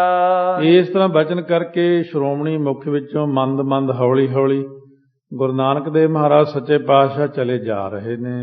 ਪਦਵੀ ਮੈਂ ਪਦ ਪੰਕਜ ਸੁੰਦਰ ਦਾਸ ਰਿਦੇ ਜੋ ਬਸਾਏ। ਸੋ ਮਹਾਰਾਜ ਸੱਚੇ ਪਾਤਸ਼ਾਹ ਦੇ ਚਰਨਾਂ ਦੇ ਵਿੱਚ ਜਿਸ ਤਰੀਕੇ ਨਾਲ ਪਦਵੀ ਮੈਂ ਪਦ ਪੰਕਜ ਸੁੰਦਰ, ਰਾਹ ਵਿੱਚ ਚਰਨ, ਜੋ ਚਰਨ ਦਾਸਾਂ ਦੇ ਦਿਲ ਵਿੱਚ ਵਸਦੇ ਨੇ ਨਾ, ਦਾਸ ਹਿਰਦੇ ਜੋ ਵਸਾਏ, ਉਹ ਚਰਨ ਰਸਤੇ ਨੂੰ ਤੁਹਾਨੂੰ ਤੁਰੇ ਜਾਂਦੇ ਰਾਹਾਂ ਨੂੰ ਵੀ ਸਫਲਾ ਕਰਦੇ ਨੇ। ਵਾਸਰ 10 ਸਪਤਮ ਮਹਿ ਪਹੁੰਚੇ ਨਗਰ ਏਮਨਾਬਾਦੂ। ਹੁਣ ਇੰਨੇ ਦਿਨ ਲੱਗੇ, 17 ਦਿਨ ਪੈਦਲ ਚੱਲਦੇ ਗਏ, 17 ਰਾਤਾਂ ਹੋ ਗਈਆਂ ਨੇ ਨਾਲ। ਮੰਨ ਲਓ ਭਾਈ 16 ਰਾਤਾਂ ਹੋ ਗਈਆਂ ਤੇ ਚੱਲੇ ਚੱਲੇ ਚੱਲੇ 17 ਦਿਨ ਬਾਅਦ ਏਮਨਾਬਾਦ ਨਗਰ ਪਹੁੰਚ ਗਏ ਨੇ। ਗਏ ਸਦਨ ਤਹਿ ਦੋਖਨ ਕੰਦਨ ਸੇਵਕ ਦਾ ਅਹਿਲਾਦੂ। ਹੁਣ ਸੇਵਕਾਂ ਨੂੰ ਆਨੰਦ ਦੇਣ ਵਾਲੇ ਗੁਰੂ ਨਾਨਕ ਦੇਵ ਜੀ ਉਹਦੇ ਘਰ ਪਹੁੰਚ ਗਏ ਆਪੇ ਹੀ। ਹੀਰ ਮੁਖਾਰ ਬਿੰਦ ਭਾ ਠਾਂਡੋ ਪਦ ਬੰਧਨ ਕਰ ਬੰਦੇ। ਜਦੋਂ ਗੁਰੂ ਨਾਨਕ ਦੇਵ ਮਹਾਰਾਜ ਸੱਚੇ ਪਾਤਸ਼ਾਹ ਦਾ ਸੁੰਦਰ ਦਰਸ਼ਨ ਕੀਤਾ, ਭਾਈ ਲਾਲੋ ਵੇਖ ਕੇ ਉਸ ਵਕਤ ਦਰਸ਼ਨ ਕਰਕੇ ਬਹੁਤ ਖੜਾ ਹੀ ਹੋ ਗਿਆ ਤੇ ਬਹੁਤ ਆਨੰਦਿਤ ਹੋ ਗਿਆ। ਇਹ ਨਹੀਂ ਲੱਗਦਾ ਪਤਾ ਵੀ ਇਹ ਹੋ ਕੀ ਗਿਆ। ਜਿਨ੍ਹਾਂ ਨੂੰ ਯਾਦ ਕਰਦਾ ਸੀ ਬੜੇ ਸਮੇਂ ਤੋਂ, ਮਹਾਰਾਜ ਨੂੰ ਦਰਸ਼ਨ ਵੀ ਦੇ ਰਹੇ, ਸੁਪਨੇ ਵਿੱਚ ਵੀ ਆਉਂਦੇ, ਕਦੇ ਪ੍ਰਗਟ ਵੀ ਹੁੰਦੇ, ਹੁਣ ਭੱਜ ਕੇ ਜਾ ਕੇ ਭਾਈ ਲਾਲੋ ਨੇ ਚਰਨਾਂ ਤੇ ਮੱਥਾ ਟੇਕ ਦਿੱਤਾ। ਦਰਸ ਬਲੋਕਤ ਸ਼ਾਂਤ ਭਈ ਮਨ ਲਾਲੋ ਹਿਰਦੇ ਆਨੰਦੇ। ਦਰਸ਼ਨ ਦੇਖਦਿਆਂ ਸਾਰ ਮਨ ਨੂੰ ਠੰਡ ਪੈ ਗਈ, ਸ਼ਾਂਤੀ ਆ ਗਈ। ਭਾਈ ਲਾਲੋ ਦਾ ਮਨ ਜਿਹੜਾ ਸੀ ਬਹੁਤ ਆਨੰਦਿਤ ਹੋ ਗਿਆ ਜੀ। ਜਿਤ ਕਰਤਾਰ ਨਿਤ ਹਵੈ ਤੋ ਕੋ ਵੈਸ ਕਿਰਤ ਕੋ ਕਰੀਏ। ਮਹਾਰਾਜ ਸੱਚੇ ਪਾਤਸ਼ਾਹ ਕਹਿਣ ਲੱਗੇ, ਚਿੱਤ ਕਰਤਾਰ ਨਿਤ ਹਵੈ ਤੋ ਕੋ, ਤੇਰੇ ਚਿੱਤ ਦੇ ਵਿੱਚ ਕਰਤਾਰ ਰੋਜ਼ ਤੈਨੂੰ ਚੇਤੇ ਆਵੇ ਭਾਈ। ਇਹ ਅਸੀਸ ਦਿੱਤੀ ਹੈ। ਕਹਿੰਦੇ ਬਹਿੜਾ ਭਾਈ, ਆਪਣੀ ਕਿਰਤ ਜਿਹੜੀ ਤੂੰ ਕਰ ਰਿਹਾ ਕਰ। ਬੂਝਤ ਲਾਲੋ ਆਏ ਕਿਤ ਤੇ ਕਰਨਾ ਸਦਨ ਉਚਰੀਏ। ਪੁੱਛਣ ਲੱਗੇ ਭਾਈ ਲਾਲੋ ਕਿੱਥੋਂ ਆਏ ਹੋ ਆਪ, ਹੈ ਕਿਰਪਾ ਦੇ ਖਜ਼ਾਨੇ, ਮੈਨੂੰ ਕਿਰਪਾ ਕਰਕੇ ਦੱਸੋ। ਇਸ ਪੂਰਬ ਰੂਪ ਅਨੂਪਮਾ ਮਧੁਰ ਮੁਖਰ ਗਤ ਦੇਨਾ। ਕਿਉਂਕਿ ਆਪਦੇ ਬੜੇ ਮਿੱਠੇ ਬਚਨ ਨੇ, ਬੇਸ ਅਪੂਰਬ ਜਿਹੜਾ ਕਦੇ ਪਹਿਲਾਂ ਨਾ ਦੇਖਿਆ ਹੋਵੇ, ਉਪਮਾ ਤੋਂ ਰਹਿਤ ਹੋ, ਮਿੱਠੇ ਬਚਨ ਨੇ, ਕਲਿਆਣ ਦੇ ਦੇਣ ਹਾਰੇ ਹੋ। ਹਲੇ ਜਾਣਦਾ ਨਹੀਂ ਕਿ ਕੌਣ ਨੇ, ਪਰ ਇਹ ਹੈ ਕਿ ਦਰਸ਼ਨ ਹੀ ਐਸਾ ਹੈ ਮਹਾਰਾਜ ਦਾ, ਜਿਹੜਾ ਕਰ ਲੈਂਦਾ ਉਹਨੂੰ ਸ਼ਾਂਤੀ ਹੋ ਜਾਂਦੀ, ਠੰਡ ਪੈ ਜਾਂਦੀ। ਇੱਕ ਤੇ ਆਪ ਵੀ ਭਗਤ ਸੀ ਬੜਾ, ਭਗਤ ਹੋਣ ਕਰਕੇ ਇਹ ਪਹਿਚਾਣ ਲਿਆ ਕਿ ਕੋਈ ਪੂਰਨ ਪੁਰਖ ਨੇ, ਪਰ ਹਲੇ ਨਹੀਂ ਪਤਾ ਲੱਗਿਆ ਆਏ ਕਿੱਥੋਂ ਨੇ। ਗੀਤ ਨਿਰੰਤਰ ਪ੍ਰੀਤ ਵਧੀ ਮੁਝ ਹੇਰਤ ਹੋਵਤ ਚੈਨਾ। ਦੇਖ ਕਰਕੇ ਮੇਰੇ ਚਿੱਤ ਵਿੱਚ ਖਿੱਚ ਬਹੁਤ ਪਈ ਹੈ, ਪ੍ਰੀਤੀ ਵੱਧ ਗਈ ਮਨ ਦੀ। ਫਿਰ ਇਹ ਵੀ ਦੇਖਿਆ ਕਿ ਤੁਹਾਡੇ ਦਰਸ਼ਨਾਂ ਨਾਲ ਮਨ ਨੂੰ ਚੈਨ ਆ ਗਿਆ। ਇਉਂ ਨਹੀਂ ਪਤਾ ਲੱਗਦਾ ਕੌਣ ਨੇ, ਪਰ ਇਹ ਪਤਾ ਕਿ ਕੋਈ ਪੂਰਨ ਪੁਰਖ ਹੈ। ਕਹਿ ਨਾਨਕ ਪਰਦੇਸੀ ਹਮ ਹੈ ਨਹੀਂ ਨਕੰਤੇ ਨੇੜੈ। ਸੋ ਨਕੇਤਨ ਜਿਹੜੇ ਸਾਡੇ ਘਰ ਭਾਈ ਨੇੜੇ ਨਹੀਂ ਹੈ। ਗੁਰੂ ਨਾਨਕ ਸਾਹਿਬ ਕਹਿਣ ਲੱਗੇ ਅਸੀਂ ਤਾਂ ਪਰਦੇਸੀ ਹਾਂ, ਬਹੁਤ ਦੂਰੋਂ ਚੱਲ ਕੇ ਆਏ ਹਾਂ। ਲਖੋ ਵੇਸ ਦਰ ਵੇਸ ਹਮਾਰੋ ਦੇਸ ਵਿਦੇਸਨ ਹੇਰੈ। ਅਸੀਂ ਤਾਂ ਦੇਸ਼ਾਂ ਵਿਦੇਸ਼ਾਂ ਨੂੰ ਦੇਖਦੇ ਫਿਰਦੇ ਆਂ। ਮਹਾਰਾਜ ਕਹਿੰਦੇ ਸਾਡਾ ਜਿਹੜਾ ਵੇਸ ਆ ਉਹ ਦਰਵੇਸ਼ਾਂ ਵਾਲਾ ਜਾਣਨਾ ਕਰੋ। ਛਪੈ ਦਰਸ਼ਨ ਪਰਸਤ ਮਿਟਤ ਕੁਲਖ ਸੋ ਬਦਨ ਬੇਰਾਜ ਹੈ। ਦਰਸ਼ਨ ਪਰਸਦਿਆਂ ਮਿਟਤ ਕਲੁਖ, ਜਿਹੜੇ ਕਲੁਖ ਹੁੰਦੇ ਨੇ ਪਾਪ ਮਿਟ ਜਾਂਦੇ ਜਿਨ੍ਹਾਂ ਦਰਸ਼ਨਾਂ ਨਾਲ। ਸ਼ੁਭ ਬਦਨ, ਜਿਨ੍ਹਾਂ ਦਾ ਜਿਹੜਾ ਮੁਖੜਾ ਹੈ ਬੜਾ ਹੀ ਸੋਹਣਾ ਔਰ ਪ੍ਰਕਾਸ਼ਮਾਨ ਹੋ ਰਿਹਾ ਹੈ। ਜਨਮ ਮਨ ਭਵ ਨਦ ਨਸ਼ਟ ਕਰ ਤੁਮ ਤਨ ਛੱਜ ਹੈ। ਜਿਹੜਾ ਜਨਮ ਤੇ ਮਰਨ ਦਾ ਹੈ ਨਾ ਭਵ ਮੱਧ, ਸੰਸਾਰ ਦੇ ਵਿੱਚ ਇਹ ਜਨਮ ਮਰਨ ਦਾ ਦੁੱਖ ਹੈ, ਇਹਨੂੰ ਸਤਿਗੁਰੂ ਸੱਚੇ ਪਾਤਸ਼ਾਹ ਨਸ਼ਟ ਕਰਨ ਹਾਰੇ ਨੇ। ਤੁਮ ਤਨ ਛਾਜੈ, ਤੁਹਾਡਾ ਜਿਹੜਾ ਸਰੂਪ ਹੈ ਉਹ ਸੋਭਨੀਕ ਇਸ ਤਰ੍ਹਾਂ ਹੋ ਰਿਹਾ ਹੈ। ਹਮ ਸਮ ਨਰ ਅਗ ਕਰਤ ਤਿਨਹਿ ਅਪਵਰਗ ਉਦਾਰ ਹੈ। ਸਾਡੇ ਵਰਗੇ ਜਿਹੜੇ ਬੰਦੇ ਨੇ ਬਹੁਤ ਜੀ ਪਾਪ ਕਰਦੇ ਹਨ ਮਹਾਰਾਜ ਜੀ, ਤੇ ਤੁਹਾਡੇ ਵਰਗੇ ਮਹਾਂਪੁਰਖ ਜਿਹੜੇ ਨੇ ਮੁਕਤੀ ਦੇ ਦੇਣ ਲਈ ਤੁਸੀਂ ਉਦਾਰ ਚਿੱਤ ਹੋ, ਤੁਸੀਂ ਕਲਿਆਣ ਦੇਣ ਹਾਰੇ ਹੋ। ਉਪਜਿਤ ਸੁਖਰ ਮਦ ਸੁਨਤ ਹਉ ਬਚਨ ਤਿਹਾਰ ਹੈ। ਕਿਉਂਕਿ ਆਪ ਜੀ ਦੇ ਜਿਹੜੇ ਨਾ ਬਚਨ ਨੇ, ਮੇਰੇ ਮਨ ਨੇ ਜਦੋਂ ਸੁਣੇ ਨੇ ਹੁਣ ਬਚਨ ਕੰਨਾਂ ਰਾਹੀਂ, ਮੈਨੂੰ ਬਹੁਤ ਸੁੱਖ ਅਨੁਭਵ ਹੋ ਰਿਹਾ। ਇਸ ਕਰਕੇ ਮੇਰੇ ਮਨ ਨੂੰ ਬੜਾ ਆਨੰਦ ਆ ਰਿਹਾ ਹੈ। ਸੁਖ ਕੰਦ ਮੁਕੰਦ ਸੋ ਹੰਤ ਹੋ ਨਾਮ ਉਚਾਰਨ ਨਿਜ ਕਰੋ। ਤੁਸੀਂ ਸੁਖਾਂ ਦੇ ਮੂਲ ਹੋ ਜੀ, ਮੁਕਤੀ ਦੇ ਦਾਤੇ ਹੋ ਜੀ, ਸੰਤ ਸਰੂਪ ਹੋ ਜੀ। ਤੇ ਹੁਣ ਤੁਸੀਂ ਕਿਰਪਾ ਕਰਕੇ ਆਪਣਾ ਨਾਮ ਵੀ ਦੱਸ ਦਿਓ ਜੀ, ਕੀ ਨਾਮ ਹੈ ਤੁਹਾਡਾ? ਤੁਮ ਚਰਨ ਸਰਨ ਮਨ ਪਰਨ ਮਮ ਕਰੁਣਾ ਕਰ। ਸੋ ਇਸ ਤਰ੍ਹਾਂ ਕਰਨਾ ਢਰੋ, ਤੁਹਾਡੇ ਚਰਨਾਂ ਕਮਲਾਂ ਦੇ ਉੱਤੇ, ਤੁਹਾਡੇ ਚਰਨਾਂ ਦੀ ਸ਼ਰਨ ਵਿੱਚ ਮੇਰਾ ਮਨ ਹੈ ਨਾ ਜੀ, ਉਹ ਤੁਹਾਡੇ ਚਰਨਾਂ ਦੇ ਆਸਰੇ ਮੇਰਾ ਮਨ ਪਿਆ, ਮੇਰੇ ਮਨ ਨੇ ਤੁਹਾਡਾ ਆਸਰਾ ਲਿਆ ਹੈ। ਹੁਣ ਕਿਰਪਾ ਕਰ ਦਿਓ ਮੇਰੇ ਉੱਤੇ, ਪਸੀਜ ਜਾਓ, ਕਿਰਪਾ ਕਰ ਦਿਓ, ਢਲ ਜਾਓ ਮੇਰੇ ਉੱਤੇ ਜੀ। ਦੋਹਰਾ ਬੋਲੇ ਸ੍ਰੀ ਮੁਖ ਸੋ ਬਚਨ ਜਾਣ ਜਾਹੋਗੇ ਆਪ। ਸ਼੍ਰੋਮਣੀ ਮੁਖ ਵਿੱਚੋਂ ਬਚਨ ਬੋਲੇ। ਇਹ ਹੁਣ ਸਿੱਖਣ ਵਾਲੀਆਂ ਚੀਜ਼ਾਂ, ਜਿਵੇਂ ਇੱਕ ਦਿਨ ਭਾਈ ਬਾਲਾ ਜੀ ਨੇ ਮੰਗਿਆ ਸੀ 4 ਚੀਜ਼ਾਂ, ਉਹ ਨੋਟ ਕਰਨ ਵਾਲੀਆਂ ਹੁੰਦੀਆਂ। ਇੱਕ ਇਹ ਚੀਜ਼ ਦੇਖਣ ਵਾਲੀ ਵੀ ਸਾਡੇ ਸਤਿਗੁਰੂ ਕਿਵੇਂ ਵਰਤਦੇ ਆ। ਇਹ ਨਹੀਂ ਫਟ ਕਹਿਤਾ ਤੂੰ ਜਾਣਦਾ ਨਹੀਂ ਮੈਂ ਕੌਣ ਆ, ਆਪਣਾ ਨਾਮ ਫਟਾਫਟ ਦੱਸਣ ਲੱਗ ਜਾਣਗੇ, ਮੈਂ ਫਲਾਨਾ। ਕਹਿੰਦੇ ਕੋਈ ਨਹੀਂ ਬੈਠੋ, ਜਾਣ ਜਾਓਗੇ ਕਿ ਕੌਣ ਹਾਂ ਅਸੀਂ। ਇੰਨੀ ਛੇਤੀ ਨਹੀਂ ਆਪਣਾ ਆਪ ਦੱਸਦੇ, ਕਿਉਂਕਿ ਉਹ ਹਉਮੈ 'ਚ ਗੱਲ ਹੋ ਜਾਂਦੀ, ਆ ਗਿਆ ਵੀ ਮੈਂ, ਇਉਂ ਨਹੀਂ ਕਹਿੰਦੇ ਹਨ। ਕਹਿੰਦੇ ਕੋਈ ਨਹੀਂ ਜਾਣ ਜਾਓਗੇ, ਬੈਠ ਜਾਓ। ਅਬ ਵੈਸੋ ਕਿਰਤ ਕੋ ਕਰੋ ਹਰ ਹਰ ਜਪੀਏ ਜਾਪ। ਭਾਈ ਬੈਠੋ, ਬੈਠ ਕੇ ਕਿਰਤ ਕਰੀ ਜਾਓ, ਕੋਈ ਨਹੀਂ ਤੁਸੀਂ ਬੈਠੋ, ਹਰੀ ਹਰੀ ਜਪੀ ਜਾਓ, ਅਸੀਂ ਵੀ ਜਪਦੇ ਹਾਂ, ਹੌਲੀ ਹੌਲੀ ਵਿਚਾਰ ਕਰਾਂਗੇ। ਦਵਈਆ ਛੰਦ ਪ੍ਰਗਟਿਓ ਤਪਾ ਏਕ ਸ੍ਰੀ ਨਾਨਕ ਭਾਸਤ ਹੋ ਤੁਮ ਸੋ। ਭਾਈ ਲਾਲੋ ਜੀ ਨੇ ਅੰਦਾਜ਼ਾ ਲਾਇਆ ਅੰਦਾਜ਼ਾ। ਵੈਸੇ ਵੀ ਕਿਰਪਾ ਬੜੀ ਸੀ, ਪ੍ਰਮਾਤਮਾ ਦੀ ਭਗਤੀ ਸੀ। ਕਹਿੰਦੇ ਇੱਕ ਗੁਰੂ ਨਾਨਕ ਦੇਵ ਕਰਕੇ ਤਪਾ ਜੀ ਪ੍ਰਗਟ ਹੋਏ ਨੇ, ਮੈਨੂੰ ਤੁਸੀਂ ਉਹ ਲੱਗਦੇ ਹੋ। ਮੇਰੇ ਮਨ 'ਚ ਇਹ ਖਿਆਲ ਆਇਆ ਹੈ, ਨਹਿ ਸਮਾਨ ਰਾਵਿਰ ਕੋ ਦਿਸੈ ਖੋਜੋ ਦਸ ਦਿਸ ਜੋ। ਕਿਉਂਕਿ ਤੁਹਾਡੇ ਬਰਾਬਰ, ਤੁਹਾਡੇ ਸਮਾਨ ਹੋਰ ਕੋਈ ਨਜ਼ਰ ਨਹੀਂ ਆਉਂਦਾ। ਖੋਜੋ ਦੱਸਦੇ ਜੋ, ਜਿਹਨੂੰ ਮੈਂ 10 ਦਿਸ਼ਾ 'ਚ ਭਾਲ ਲਵਾਂ ਜੀ। ਤਦ ਭੀ ਤੁਮਰੇ ਬਿਨ ਭਾਖੇ ਨੈ ਆਵਤ ਪ੍ਰਤੀਤੂ। ਤਾਂ ਵੀ ਤੁਹਾਡੇ ਕਹੇ ਤੋਂ ਬਿਨਾਂ ਅੰਦਾਜ਼ਾ ਤਾਂ ਮੈਂ ਲਾ ਲਿਆ ਤੁਹਾਡਾ, ਪਰ ਤੁਸੀਂ ਦੱਸੋ, ਫਿਰ ਜ਼ਿਆਦਾ ਭਰੋਸਾ ਜਿਹਾ ਹੁੰਦਾ ਬੰਦੇ ਦੇ ਮਨ 'ਚ। ਇਸ ਕਰਕੇ ਮੈਨੂੰ ਪ੍ਰਤੀਤ ਤਾਂ ਆਉਣੀ ਹੈ ਜੇ ਤੁਸੀਂ ਦੱਸੋ, ਆਪਣੇ ਮੁਖ ਨਾਲ ਦੱਸੋ ਤੁਸੀਂ ਕੌਣ ਹੋ। ਕਹਿ ਮਰਦਾਨਾ ਜਾਨੋ ਸੋ ਰਾਖੋ ਸਰਦਾ ਚੀਤ। ਭਾਈ ਮਰਦਾਨਾ ਜੀ ਫਿਰ ਬੋਲ ਹੀ ਪਏ, ਜਾਣ ਲਓ ਉਹੀ ਨੇ, ਰਾਖੋ ਸ਼ਰਧਾ ਚੀਤ, ਚਿੱਤ 'ਚ ਸ਼ਰਧਾ ਰੱਖੋ, ਇਹ ਗੁਰੂ ਨਾਨਕ ਦੇਵ ਜੀ ਹੋਈ ਨੇ ਹਨ। ਭਾਈ ਮਰਦਾਨਾ ਜੀ ਫਿਰ, ਸੋ ਜਿਵੇਂ ਗੁਰੂ ਨਾਨਕ ਦੇਵ ਜੀ ਨੇ ਤਾਂ ਨਹੀਂ ਕਿਹਾ ਕਿ ਮੈਂ ਕੌਣ ਆ, ਭਾਈ ਮਰਦਾਨਾ ਜੀ ਕਹਿਣ ਲੱਗੇ ਉਹੀ ਨੇ। ਸ਼ੰਕਰ ਛੰਦ ਸੁਨ ਕਰ ਕਹਿਤ ਭਇਓ ਬਚ ਲਾਲੋ ਕੌਣ ਵਰਨ ਤਬ ਨਾਮ। ਸੁਣ ਕੇ ਭਾਈ ਲਾਲੋ ਜੀ ਬਚਨ ਕਹਿਣ ਲੱਗੇ, ਤੁਹਾਡਾ ਵਰਨ ਕੀ ਹੈ, ਜਾਤ ਗੋਤ ਪਾਤ, ਤੁਹਾਡਾ ਨਾਮ ਕੀ ਹੈ। ਸਰਵ ਬਿਰਤਾਂਤ ਜਨਾਬ ਹੋ ਆਪਣਾ ਕੇ ਅਸਥਾਨ ਧਾਮ। ਕਿਹੜੇ ਥਾਂ ਤੇ ਆਪ ਜੀ ਦੇ ਘਰ ਨੇ, ਸਾਰਾ ਬਿਰਤਾਂਤ ਕਿਰਪਾ ਕਰਕੇ ਸਾਨੂੰ ਜਣਾ ਦਿਓ ਜੀ। ਮਰਦਾਨਾ ਲਖ ਨਾਮ ਹਮਾਰਾ ਵਿਚਰਤ ਇਨਕੇ ਸਾਥ। ਭਾਈ ਮਰਦਾਨਾ ਥੋੜਾ ਜਿਵੇਂ ਕੋਈ ਬੰਦਾ ਕਾਹਲਾ ਪੈ ਕੇ ਪਹਿਲਾਂ ਆਪਣਾ ਹੀ ਦੇਣ ਲੱਗ ਪਿਆ ਵੀ ਪਹਿਲਾਂ ਮੇਰਾ ਪਤਾ ਕਰ ਲਓ ਮੈਂ ਕੌਣ ਆ। ਇਹੀ ਹਾਸੇ ਦੀਆਂ ਗੱਲਾਂ ਆਉਂਦੀਆਂ ਭਾਈ ਮਰਦਾਨੇ ਦੀਆਂ। ਉਸੇ ਟਾਈਮ ਕਹਿਣਗੇ ਇਹ ਗੁਰੂ ਨਾਨਕ ਦੇਵ ਜੀ ਮੈਂ ਮਰਦਾਨਾ। ਕਹਿੰਦੇ ਕਿੱਥੇ ਰਹਿਣ ਵਾਲੇ ਆ? ਮਰਦਾਨਾ ਲਖ ਨਾਮ ਹਮਾਰਾ। ਕਹਿੰਦੇ ਮੇਰਾ ਨਾਮ ਭਾਈ ਮਰਦਾਨਾ। ਸੋ ਮੈਂ ਇਹਨਾਂ ਦੇ ਨਾਲ ਹੀ ਵਿਚਰਦਾ ਹੁੰਦਾ ਹੈਗਾ, ਹੋਰ ਤਾਂ ਕੋਈ ਨਾਲ ਹੈ ਹੀ ਨਹੀਂ ਸੀਗਾ। ਜਿਹੜਾ ਵੀ 500 ਬੰਦਾ ਸੀ ਨਾਲ, ਪਰ ਇਹ ਉਹਨਾਂ ਦੀਆਂ ਬੜੀਆਂ ਸਿੱਧੇ ਸੁਭਾਅ ਦੀਆਂ ਚੀਜ਼ਾਂ ਜਿਹੜੀਆਂ ਨੇ, ਮੈਂ ਸਰਲ ਜਿਹਾ ਸੁਭਾਅ, ਸਾਦਾ ਜਿਹਾ ਸੁਭਾਅ। ਫਿਰ ਮਹਾਰਾਜ ਨੇ ਕਹਿਣਾ ਮਰਦਾਨਾ ਕਾਹਲੇ ਨਹੀਂ ਪਈਦਾ ਹੁੰਦਾ, ਇੰਨੀ ਕਿ ਤੈਨੂੰ ਲੋੜ ਪੈਂਦੀ ਕਾਹਲੀ ਪੈਣ ਦੀ ਨਹੀਂ। ਮਹਾਰਾਜ ਉਹ ਹੁਣ ਪੁੱਛਦਾ ਤੁਸੀਂ ਦੱਸਦੇ ਤਾਂ ਹੈ ਨਹੀਂ ਉਹਨੂੰ। ਇਉਂ ਫਿਰ ਭਾਈ ਮਰਦਾਨਾ ਮਹਾਰਾਜ ਸੱਚੇ ਪਾਤਸ਼ਾਹ ਨੂੰ ਪ੍ਰਸੰਨ ਰੱਖਦਾ। ਵੇਦੀ ਕੁਲ ਕੋ ਚੀਨ ਮਿਰਾਸੀ ਨਾਨਕ ਜੀ ਮਮਨਾਥ। ਇਹ ਮੈਂ ਬੇਦੀਆਂ ਦੀ ਕੁਲ ਦਾ ਨਾ ਮਰਾਸੀ ਆ। ਇਹ ਮੇਰੇ ਮਾਲਕ ਨੇ, ਗੁਰੂ ਨਾਨਕ ਦੇਵ ਜੀ ਨੇ। ਇਹ ਮੈਂ ਇਹਨਾਂ ਦਾ ਮਰਾਸੀ ਹਾਂ। ਉਹ ਮਰਾਸੀ ਹੋਣ ਵਿੱਚ ਹੀ ਬਹੁਤ ਵੱਡਾ ਮਾਣ ਕਰਦਾ ਵੀ ਅਸੀਂ ਤਾਂ ਇਹਨਾਂ ਦੇ ਦਰ ਦੇ ਮਰਾਸੀ ਹਾਂ ਜੀ, ਇਹਨਾਂ ਦੇ ਮੰਗਤੇ ਹਾਂ ਜੀ। ਦਵਈਆ ਛੰਦ ਬੰਦ ਉਬੈ ਕਰ ਬੰਧਨ ਕੀਨੀ। ਫਿਰ ਦੋਵੇਂ ਹੱਥ ਜੋੜ ਕਰਕੇ ਉਸ ਵਕਤ ਮੱਥਾ ਟੇਕਿਆ। ਉਸ ਢੰਗ ਨਾਲ ਸੁਣ ਕਰ ਲਾਲੋ ਤਬ ਹੀ। ਜਦੋਂ ਉਹਨੇ ਸੁਣਿਆ ਧੰਨ ਗੁਰੂ ਨਾਨਕ ਦੇਵ ਜੀ, ਸੁਣਦਿਆਂ ਸਾਰੀ ਲੰਮਾ ਪੈ ਗਿਆ ਚਰਨਾਂ ਤੇ।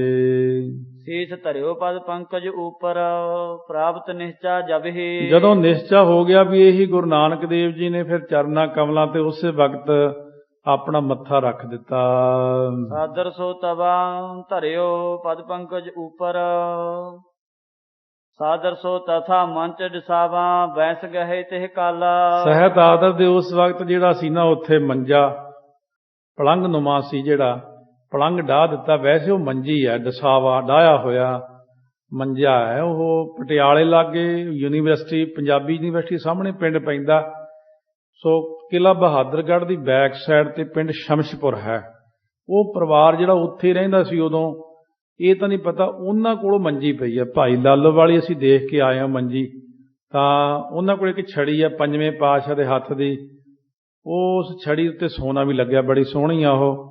ਉਹਨਾਂ ਦੇ ਟੱਬਰ ਕੋਲੇ ਗਾਹਾਂ ਗਾਹਾਂ ਇੱਕ 3 ਪਾਤਸ਼ਾਹ ਦਾ ਜੋੜਾ ਪਿਆ, ਉਹ ਹੈ ਸੱਚਨ ਸੱਚ ਦਾ ਪਰਿਵਾਰ। ਇੱਕ ਜੋੜਾ ਤਾਂ ਉਹਨਾਂ ਦਾ ਇੱਧਰ ਹਰਿਆਣੇ 'ਚ ਪਿਆ। ਸੋ ਇਸ ਤਰ੍ਹਾਂ ਪਿੰਡ ਗੜੀ ਹੈ ਸ਼ਾਇਦ, ਜਾਂ ਦਾਤਾ ਸਿੰਘ ਵਾਲਾ ਕਰਕੇ ਪਿੰਡ ਪੈਂਦਾ। ਇੱਕ ਜੋੜਾ ਉੱਥੇ, ਇੱਕ ਕਿਤੇ ਹੋਰ ਪਿਆ। ਉਹਨਾਂ ਹੰਜੀਰਾਂ ਦੀ ਬਿਮਾਰੀ ਹਟਦੀ ਹੈ।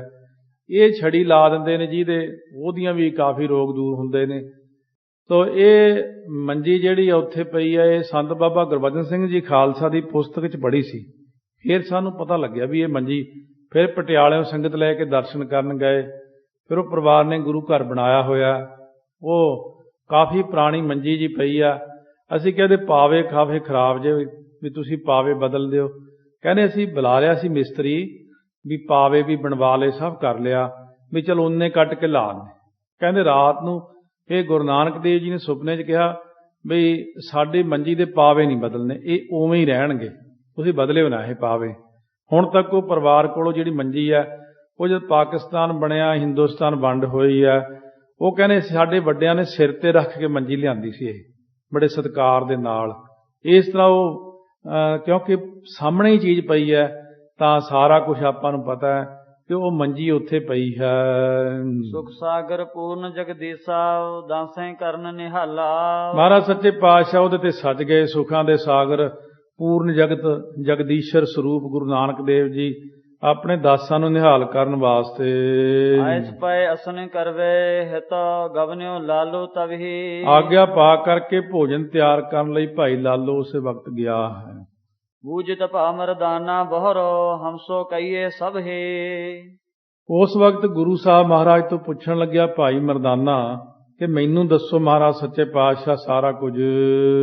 ਕੌਣ ਹੈ ਇਹ ਮਾਨਵ ਸੁਆਮੀ ਜਿਹ ਪਰ ਕਰਨਾ ਕੀਨੀ। ਕਿਉਂਕਿ ਭਾਈ ਮਰਦਾਨਾ ਵੀ ਬਹੁਤ ਸ਼ੌਂਕ ਰੱਖਦੇ ਸੀ। ਮਹਾਰਾਜ ਇਹ ਬੰਦਾ ਕੌਣ, ਤੁਸੀਂ ਕਿੱਦਾਂ ਜਾਣਦੇ ਹੋ? ਆਪਾਂ ਪਹਿਲੀ ਵਾਰ ਆਏ, ਮੈਂ ਵੀ ਪਹਿਲੀ ਵਾਰ ਦੇਖਿਆ।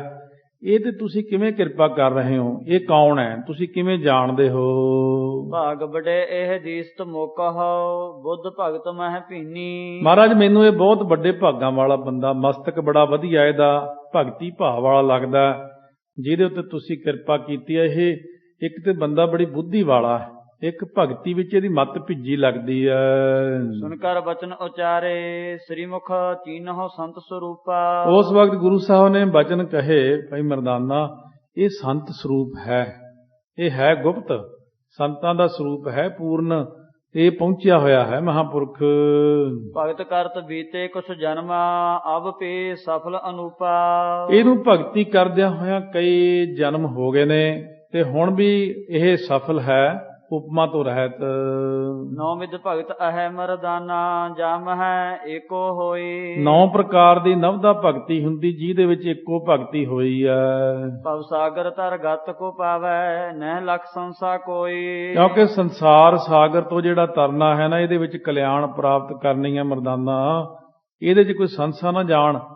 ਭਗਤੀ ਕਰਨ ਵਾਲਾ ਬੰਦਾ ਸੰਸਾਰ ਸਾਗਰ ਤੋਂ ਤਰ ਹੀ ਜਾਂਦਾ ਹੈ। ਮਰਦਾਨਾ ਬੂਝ ਤਪਾ ਤਬਹਿ ਸਾਬਿਦ ਭਗਤ ਕਹੀਜੈ। ਭਾਈ ਮਰਦਾਨਾ ਜੀ ਕਹਿਣ ਲੱਗੇ, ਮਹਾਰਾਜ ਮੈਨੂੰ ਵੀ ਦੱਸੋ ਭਗਤੀ, ਇਹ 9 ਤਰ੍ਹਾਂ ਦੀ ਤੁਸੀਂ ਦੱਸੀ ਹੈ, ਮੈਨੂੰ ਵੀ ਪਤਾ ਲੱਗੇ, ਮੈਂ ਵੀ ਕਰਿਆ ਕਰਾਂ ਭਗਤੀ।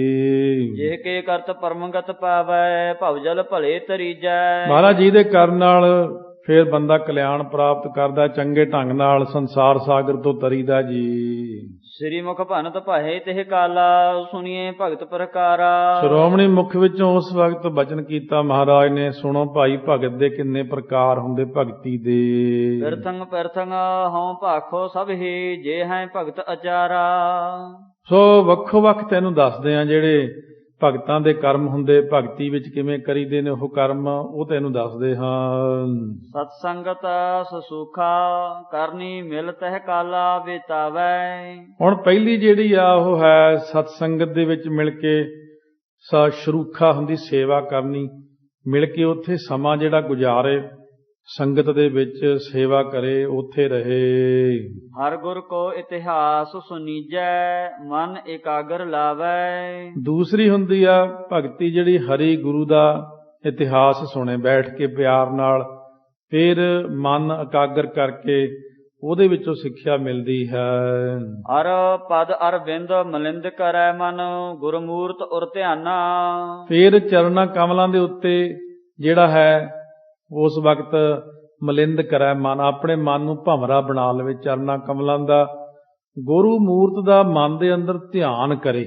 ਇਹ ਵੀ ਇੱਕ ਭਗਤੀ ਹੈ ਕਿ ਗੁਰੂ ਕੇ ਸਰੂਪ ਦਾ ਧਿਆਨ ਕਰੇ। ਪ੍ਰੇਮ ਸਹਿਤ ਗੁਣ ਗਾਵਹਿ ਮੁਖਸੋ ਪੁਲ ਕਾਬਲ ਤਨ ਆਨਾ। ਪ੍ਰੇਮ ਦੇ ਸਹਿਤ ਗੁਣ ਗਾਉਣਾ ਕਰੇ ਪਰਮਾਤਮਾ ਦੇ, ਤੇ ਜਿਸ ਕਰਕੇ ਇੰਨੇ ਪ੍ਰੇਮ ਨਾਲ ਗਾਵੇ ਕਿ ਪੁਲਕਾਬਲ ਹੁੰਦੇ ਲੂੰ ਕੰਡੇ ਖੜੇ ਹੋ ਜਾਣ, ਭਾਵ ਸੋ ਸਰੀਰ ਦੇ ਸਾਰੇ ਰੋਮ ਖੜੇ ਹੋ ਜਾਣ, ਇੰਨਾ ਪਿਆਰ ਆ ਜਾਵੇ, ਸਰੀਰ ਤੇ ਲੈ ਆਵੇ ਇੰਨਾ ਪਿਆਰ। ਦਮ ਸਮ ਭਾਵ ਰਿਕਤ ਕਰਮਨ ਤੇ ਸੁਰ ਗਾਏ ਦਾਇਕ ਤਜ ਚਾਹਾ। ਫਿਰ ਇਸ ਤਰ੍ਹਾਂ ਕਰੇ ਕਿ ਆਪਣੀ ਇੰਦਰੀਆਂ ਨੂੰ ਰੋਕ ਕੇ ਰੱਖੇ, ਦਮ ਕਰਨਾ, ਸਮ ਹੁੰਦਾ ਮਨ ਨੂੰ ਰੋਕਣਾ, ਭਾਵ ਵਿਰਕਤ ਕਰਮਨ ਤੇ, ਕਰਮਾਂ ਤੋਂ ਵਿਰਕਤ ਹੋ ਜਾਵੇ, ਨਿਰਲੇਪ ਹੋ ਜਾਵੇ, ਸੁਰਗ ਆਦਿਕ ਤਜ ਚਾਹਾ। ਤੇ ਜਿਹੜੀ ਸੁਰਗਾਂ ਦੀ ਆ ਇੱਛਾ, ਇਹ ਸਵਰਗਾਂ ਸੁਰਗਾਂ ਦੀ ਇੱਛਾ ਨਹੀਂ ਕਰਨੀ ਚਾਹੀਦੀ, ਇਹ ਛੱਡ ਦੇਵੇ। ਪਰ ਕੇ ਦੋਖ ਨਾ ਚੀਨਤ ਮਨ ਮੈਂ ਹਾਨ ਲਾਭ ਸਮਤਾਹਾ। ਇੱਕ ਪਰਾਏ ਦੇ ਜਿਹੜੇ ਹੁੰਦੇ ਨੇ ਨਾ ਦੋਸ਼, ਉਹ ਨਹੀਂ ਮਨ ਦੇ ਅੰਦਰ ਲਿਆਈ ਦੇ ਹੁੰਦੇ। ਜੇ ਭਗਤੀ ਕਰਨੀ ਹੈ ਫਿਰ ਹਾਨ ਲਾਭ ਸਮਤਾਹਾ, ਬਰੋਬਰ ਉਹਨੂੰ ਜਾਣਨਾ ਕਰੇ, ਕਿਉਂਕਿ ਹਾਨ ਲਾਭ ਹੋ ਜੇ, ਕਦੇ ਨੁਕਸਾਨ ਹੋ ਗਿਆ, ਕਦੇ ਫਾਇਦਾ ਹੋ ਗਿਆ, ਇਹਨਾਂ ਨੂੰ ਵੀ ਬਰਾਬਰੀ ਜਾਣੋ, ਕਿਉਂ ਇਹ ਮਨ ਨੂੰ ਡਲਾਉਣ ਵਾਲੀਆਂ ਚੀਜ਼ਾਂ। ਦੂਜੇ ਦੇ ਦੋਸ਼ ਜੇ ਦੇਖਾਂਗੇ ਤਾਂ ਆਪ ਹੋ ਸਕਦਾ ਸਾਡੇ ਤੇ ਉਹਦੇ ਦੋਸ਼ਾਂ ਦਾ ਹੀ ਮਾੜਾ ਅਸਰ ਪੈ ਜੇ, ਕਿਸੇ ਦੇ ਔਗਣ ਦੇਖਣ ਦੀ ਲੋੜ ਹੀ ਨਹੀਂ ਹੈ। ਇੱਕ ਜਿਹੜੀ ਹੁੰਦੀ ਨੁਕਸਾਨ ਨਫਾ, ਇਹ ਵੀ ਮਨ ਨੂੰ ਹਿਲਾ ਦਿੰਦੇ ਨੇ, ਇਹ ਵੀ ਬਾਹਲਾ ਨਾ ਧਿਆਨ ਜਾ ਕਰੇ, ਬਹੁਤੀ ਐਵੇਂ ਗਿਣਤੀ ਮਿੰਤੀ ਜੀ ਕਰ ਕਰਕੇ ਬੰਦਾ ਉਹੀ ਸੁੱਕਦਾ ਰਹਿੰਦਾ। ਫਿਰ ਸਲ ਵਿਹੀਨ ਸਭ ਹੀ ਤੇ ਹੋਵਨ ਹਰਖ ਸੋਖ ਨਹਿ ਆਵੈ। ਫਿਰ ਅਗਲੀ ਭਗਤੀ ਹੁੰਦੀ ਆ ਵੀ ਛਲ ਨਾ ਕਰੇ, ਕਿਸੇ ਨਾਲ ਧੋਖਾ ਨਾ ਕਰੇ, ਮਨ ਨੂੰ ਹਰਖ ਸ਼ੋਕ ਤੋਂ ਰਹਿਤ ਰੱਖੇ, ਇਹ ਵੀ ਭਗਤੀ ਹੈ। ਦ੍ਰਿੜ ਨਿਸ਼ਚਾ ਕਰਤਾਰ ਵਿਖੈ ਅਤ ਡੋਲ ਨ ਕਬਹੂ ਜਾਵੈ। ਫਿਰ ਅਗਲੀ ਹੋਰ ਭਗਤੀ ਦੱਸਦੇ ਆ, ਕਹਿੰਦੇ ਮਨ ਦੇ ਅੰਦਰ ਨਿਸ਼ਚਾ ਦ੍ਰਿੜ ਕਰੇ, ਤੇ ਇਸ ਤਰ੍ਹਾਂ ਦ੍ਰਿੜ ਨਿਸ਼ਚਾ ਕਰਕੇ ਕਰਤਾਰ ਦੇ ਵਿੱਚ ਅਡੋਲ ਹੋ ਕੇ ਜਿਹੜਾ ਚਿੱਤ ਹੈ ਉਹਨੂੰ ਜੋੜਨਾ ਕਰੇ। ਹਰ ਸਰੂਪ ਸਭ ਹੂੰ ਕੋ ਜਾਣੈ ਰਵਿਓ ਸਭ ਕੇ ਮਾਹੀ। ਵਾਹਿਗੁਰੂ ਦਾ ਸਰੂਪ ਜਾਣੇ ਸਾਰਿਆਂ ਨੂੰ, ਸਾਰਿਆਂ ਦੇ ਵਿੱਚ ਵਿਆਪਕ ਜਾਣੇ, ਕਿ ਪ੍ਰਮਾਤਮਾ ਸਾਰਿਆਂ ਦੇ ਵਿੱਚ ਵਿਆਪਕ ਹੈ। ਇਹ ਵਿਦ ਹੈ ਸੂਸ਼ਮ ਕਰ ਵਰਣੀ ਏਕ ਪ੍ਰਾਪਤ ਜਾਹੀ। ਭਾਈ ਮਰਦਾਨਾ ਇਹ ਤੈਨੂੰ ਸੰਖੇਪ ਜਿਹਾ ਦੱਸਿਆ, ਇਹਦੀ ਵਿਆਖਿਆ ਜ਼ਿਆਦਾ ਨਹੀਂ ਅਸੀਂ ਕਰਦੇ, ਤੈਨੂੰ ਉਹ ਦੱਸਤਾ। ਜਿਹੜਾ ਬੰਦਾ ਇਹਨਾਂ ਵਿੱਚੋਂ ਇੱਕ ਵੀ ਭਗਤੀ ਕਮਾ ਲੈਂਦਾ ਹੈ, ਕੁਲ ਸਮੇਤ ਤਰ ਹੈ ਭਵ ਸਾਗਰ ਅਵਰ ਤਰੈਂਤ ਹੈ ਸੰਗਾ। ਉਹ ਕੁਲ ਦੇ ਸਮੇਤ ਤਰ ਜਾਂਦਾ, ਤੇ ਹੋਰ ਵੀ ਉਹਦੇ ਨਾਲ ਦੇ ਸੰਗੀ ਸਾਥੀ ਵੀ ਤਰ ਜਾਂਦੇ ਨੇ ਸੰਸਾਰ ਤੋਂ। ਭਗਤ ਕਰਤ ਮਾਇਆ ਨਹਿ ਮੋਹ ਹੈ ਰਾਚੈ ਹਰ ਕੇ ਰੰਗਾ।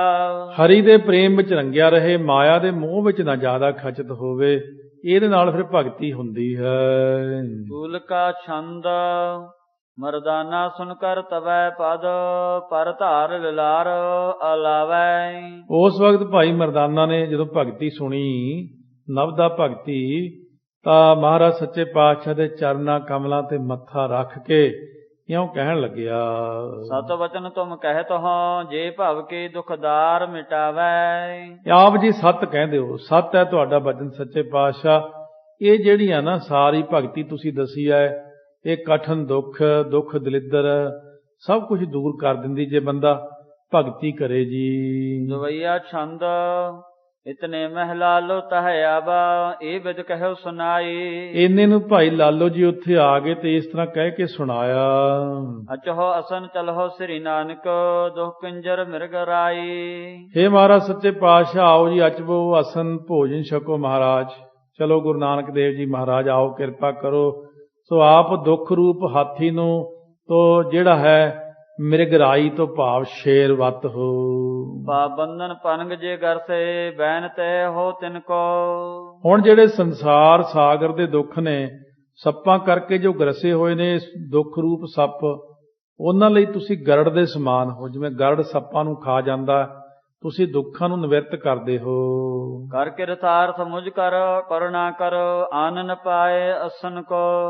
ਮਹਾਰਾਜ ਸੱਚੇ ਪਾਤਸ਼ਾਹ ਮੈਨੂੰ ਕਿਰਤਾਰਥ ਕਰੋ ਤੇ ਮੇਰੇ ਤੇ ਕਿਰਪਾ ਕਰੋ, ਤੇ ਇਹ ਜਿਹੜਾ ਭੋਜਨ ਹੈ ਮੁਖ ਵਿੱਚ ਪਾਓ। ਹੁਣ ਸੁਨ ਕਰ ਸ੍ਰੀ ਮੁਖ ਬਚਨਾ ਭਾਖੇ ਆਨੋ ਇਹ ਠਾਂ ਜਾਈ। ਮਹਾਰਾਜ ਸੱਚੇ ਪਾਤਸ਼ਾਹ ਕਹਿਣ ਲੱਗੇ, ਕੋਈ ਨਹੀਂ ਭਾਈ ਲਾਲੋ ਜੀ, ਇੱਥੇ ਹੀ ਲਿਆਓ ਪ੍ਰਸ਼ਾਦਾ, ਅਸੀਂ ਇੱਥੇ ਹੀ ਛਕ ਲਾਂਗੇ, ਅੰਦਰ ਨਹੀਂ ਜਾਂਦੇ, ਇੱਥੇ ਬਾਹਰ ਬੈਠ ਕੇ ਛਕ ਲਵਾਂਗੇ।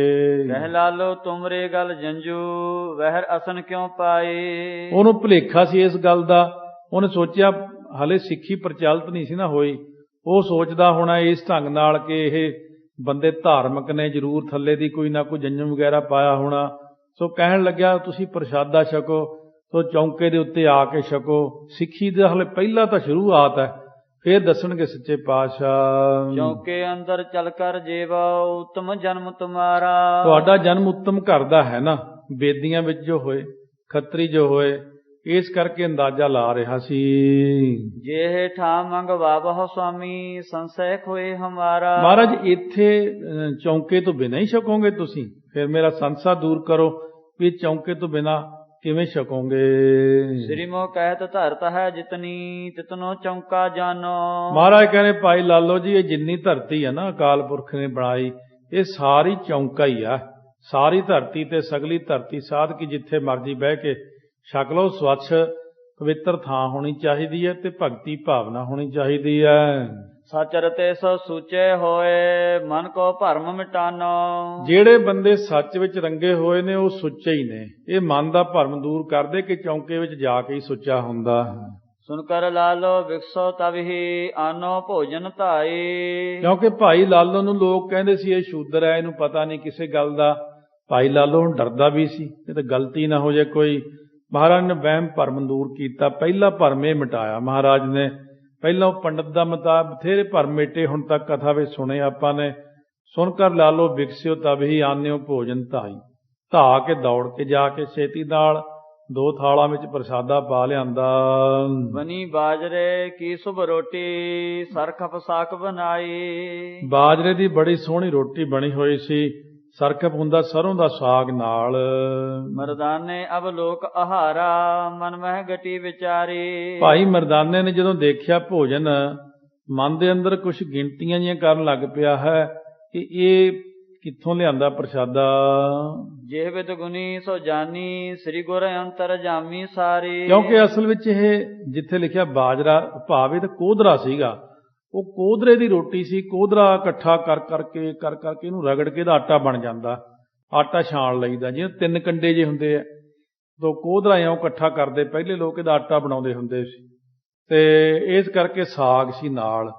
ਜਦੋਂ ਭਾਈ ਮਰਦਾਨੇ ਨੇ ਦੇਖਿਆ ਕੋਧਰੇ ਦੀ ਸਖਤ ਜੀ ਰੋਟੀ ਤੇ ਸਾਗ ਹੁਣ ਪਿੱਛੋਂ ਥੋੜ੍ਹੀਆਂ ਹੋਰ ਵਧੀਆ ਛਕਦਾ ਆਇਆ ਸੀ, ਤਾਂ ਇੱਥੇ ਦੇਖ ਕਰਕੇ ਜਦੋਂ ਮਨ ਦੇ ਅੰਦਰ ਸ਼ੰਕਾ ਜੀ ਖੜੀ ਹੋ ਗਈ, ਅੰਤਰਜਾਮੀ ਸਤਿਗੁਰੂ ਸਾਹਿਬ ਜਾਣ ਗਏ ਕਿ ਮਰਦਾਨਾ ਕੀ ਸੋਚਦਾ ਹੈ। ਮਰਦਾਨੇ ਕਿਉ ਗਿਣਤੀ ਕੀਨੀ ਅਚਵਹੁ ਜਾਨੋ ਤਬਹੀ। ਮਰਦਾਨਿਆ ਕੀ ਸੋਚਣ ਲੱਗ ਪਿਆ ਪ੍ਰਸ਼ਾਦਾ ਦੇਖ ਕੇ? ਜਦ ਛਕੇਗਾ ਨਾ ਫੇਰ ਪਤਾ ਲੱਗੂ ਤੈਨੂੰ ਇਹ ਕਿਸੇ ਕਿਰਤੀ ਦੀ ਰੋਟੀ ਆ, ਇਹ ਨਾਮ ਜਪਣ ਵਾਲੇ ਦਾ ਪ੍ਰਸ਼ਾਦਾ ਹੈ, ਇਹ ਕਿਸੇ ਗਰੀਬ ਦਾ ਪ੍ਰਸ਼ਾਦਾ ਹੈ, ਇਹ ਨਿਰਾ ਅੰਮ੍ਰਿਤ ਹੈ, ਅੰਮ੍ਰਿਤ ਛਕ ਲੈ। ਐਵੇਂ ਨਾ ਸੋਚ ਬੈਠ ਕਰਕੇ। ਕਹਿ ਕਰ ਦੀਨੋ ਨਿਜ ਕਰ ਅਸਨਾ ਜੋ ਦਾਨੀ ਸੁਖ ਸਭ ਹੀ। ਸੋ ਉਸ ਵਕਤ ਮਹਾਰਾਜ ਸੱਚੇ ਪਾਤਸ਼ਾਹ ਨੇ ਕਿਰਪਾ ਕੀਤੀ, ਜੋ ਕਹਿ ਕਰ ਦੀਨੋ ਨਿਜ ਕਰ ਅਸਨਾ, ਸੋ ਆਪਣੇ ਕਰ ਕਮਲਾਂ ਦੇ ਨਾਲ ਦੇ ਦਿੱਤਾ ਪ੍ਰਸ਼ਾਦਾ ਜੋ ਸਾਰਿਆਂ ਨੂੰ ਦੇਣ ਵਾਲੇ ਦਾਨ। ਮਰਦਾਨੇ ਤਾਂ ਪਾਇਓ ਕੋਰਾ ਸੁਦਾ ਸੁਆਦ ਜਨ ਆਇਆ। ਜਦੋਂ ਭਾਈ ਮਰਦਾਨਾ ਨੇ ਹੁੰਦਾ ਕਬਰੀ ਤੋਂ ਭਾਵ ਗਰਾਹੀ ਪਾਈ, ਸੁਦਾ ਸਮਾਨ, ਕਹਿੰਦੇ ਅੰਮ੍ਰਿਤ ਵਰਗਾ ਸਵਾਦ ਆਇਆ। ਐਨ ਬਿਲਕੁਲ ਜਿਵੇਂ ਲੰਗਰ ਦਾ ਕਈ ਵਾਰ ਪ੍ਰਸ਼ਾਦਾ ਆਪਾਂ ਛਕਦੇ ਹਾਂ, ਮੂੰਹ 'ਚ ਪਾਉਂਦਿਆਂ ਹੀ ਇੰਨਾ ਸਵਾਦ ਲੱਗਦਾ, ਤਾਂ ਬਸ ਐ ਸਵਾਦ ਆ ਗਿਆ ਇੱਕ ਵਾਰ ਛਕ ਕੇ, ਬਹੁਤ ਬਿਸਮਾਦ ਵਿੱਚ ਚਲਿਆ ਗਿਆ। ਪਰਮ ਪੁਰਖ ਪੂਰਨ ਪਰਮਾਤਮਾ ਸ੍ਰੀ ਮੁਖ ਵਾਕ ਅਲਾਇਆ। ਪਰਮ ਪੁਰਖ ਪੂਰਨ ਪਰਮਾਤਮ ਗੁਰੂ ਨਾਨਕ ਦੇਵ ਜੀ ਨੇ ਵਾਕ ਕਿਹਾ ਮੁਖੋਂ। ਅਸਨ ਬਣਿਓ ਹੈ ਕੈਸੇ ਸਵਾਦਾ ਦੇਵਹੁ ਸੁਧ ਮਰਦਾਨਾ। ਭਾਈ ਮਰਦਾਨਾ ਇਉਂ ਦੱਸ, ਇਹ ਜਿਹੜਾ ਪ੍ਰਸ਼ਾਦਾ ਇੰਨਾ ਸਵਾਦ ਬਣਿਆ ਇਹ ਕਿਵੇਂ ਬਣਿਆ? ਚੱਲ ਦੱਸ, ਤੂੰ ਛਕਿਆ ਕਦੇ ਹੈ ਜਾਂ ਪ੍ਰਸ਼ਾਦਾ? ਕਹਿੰਦੇ ਨਾ ਮਹਾਰਾਜ, ਇਹ ਤਾਂ ਬਹੁਤ ਹੀ ਜ਼ਿਆਦਾ ਆਨੰਦਮਈ ਆ, ਇਹ ਤਾਂ ਇੰਨਾ ਸਵਾਦ ਹੈ ਕਿ ਮਾਨੋ ਅੰਮ੍ਰਿਤ ਹੀ ਛਕ ਰਹੇ ਹਾਂ। ਮੁਸਕ ਮਨਾਕ ਭਨੀ ਬਚੇ ਐਸੇ ਕੈਸੇ ਕਰੋ ਬਖਾਨਾ।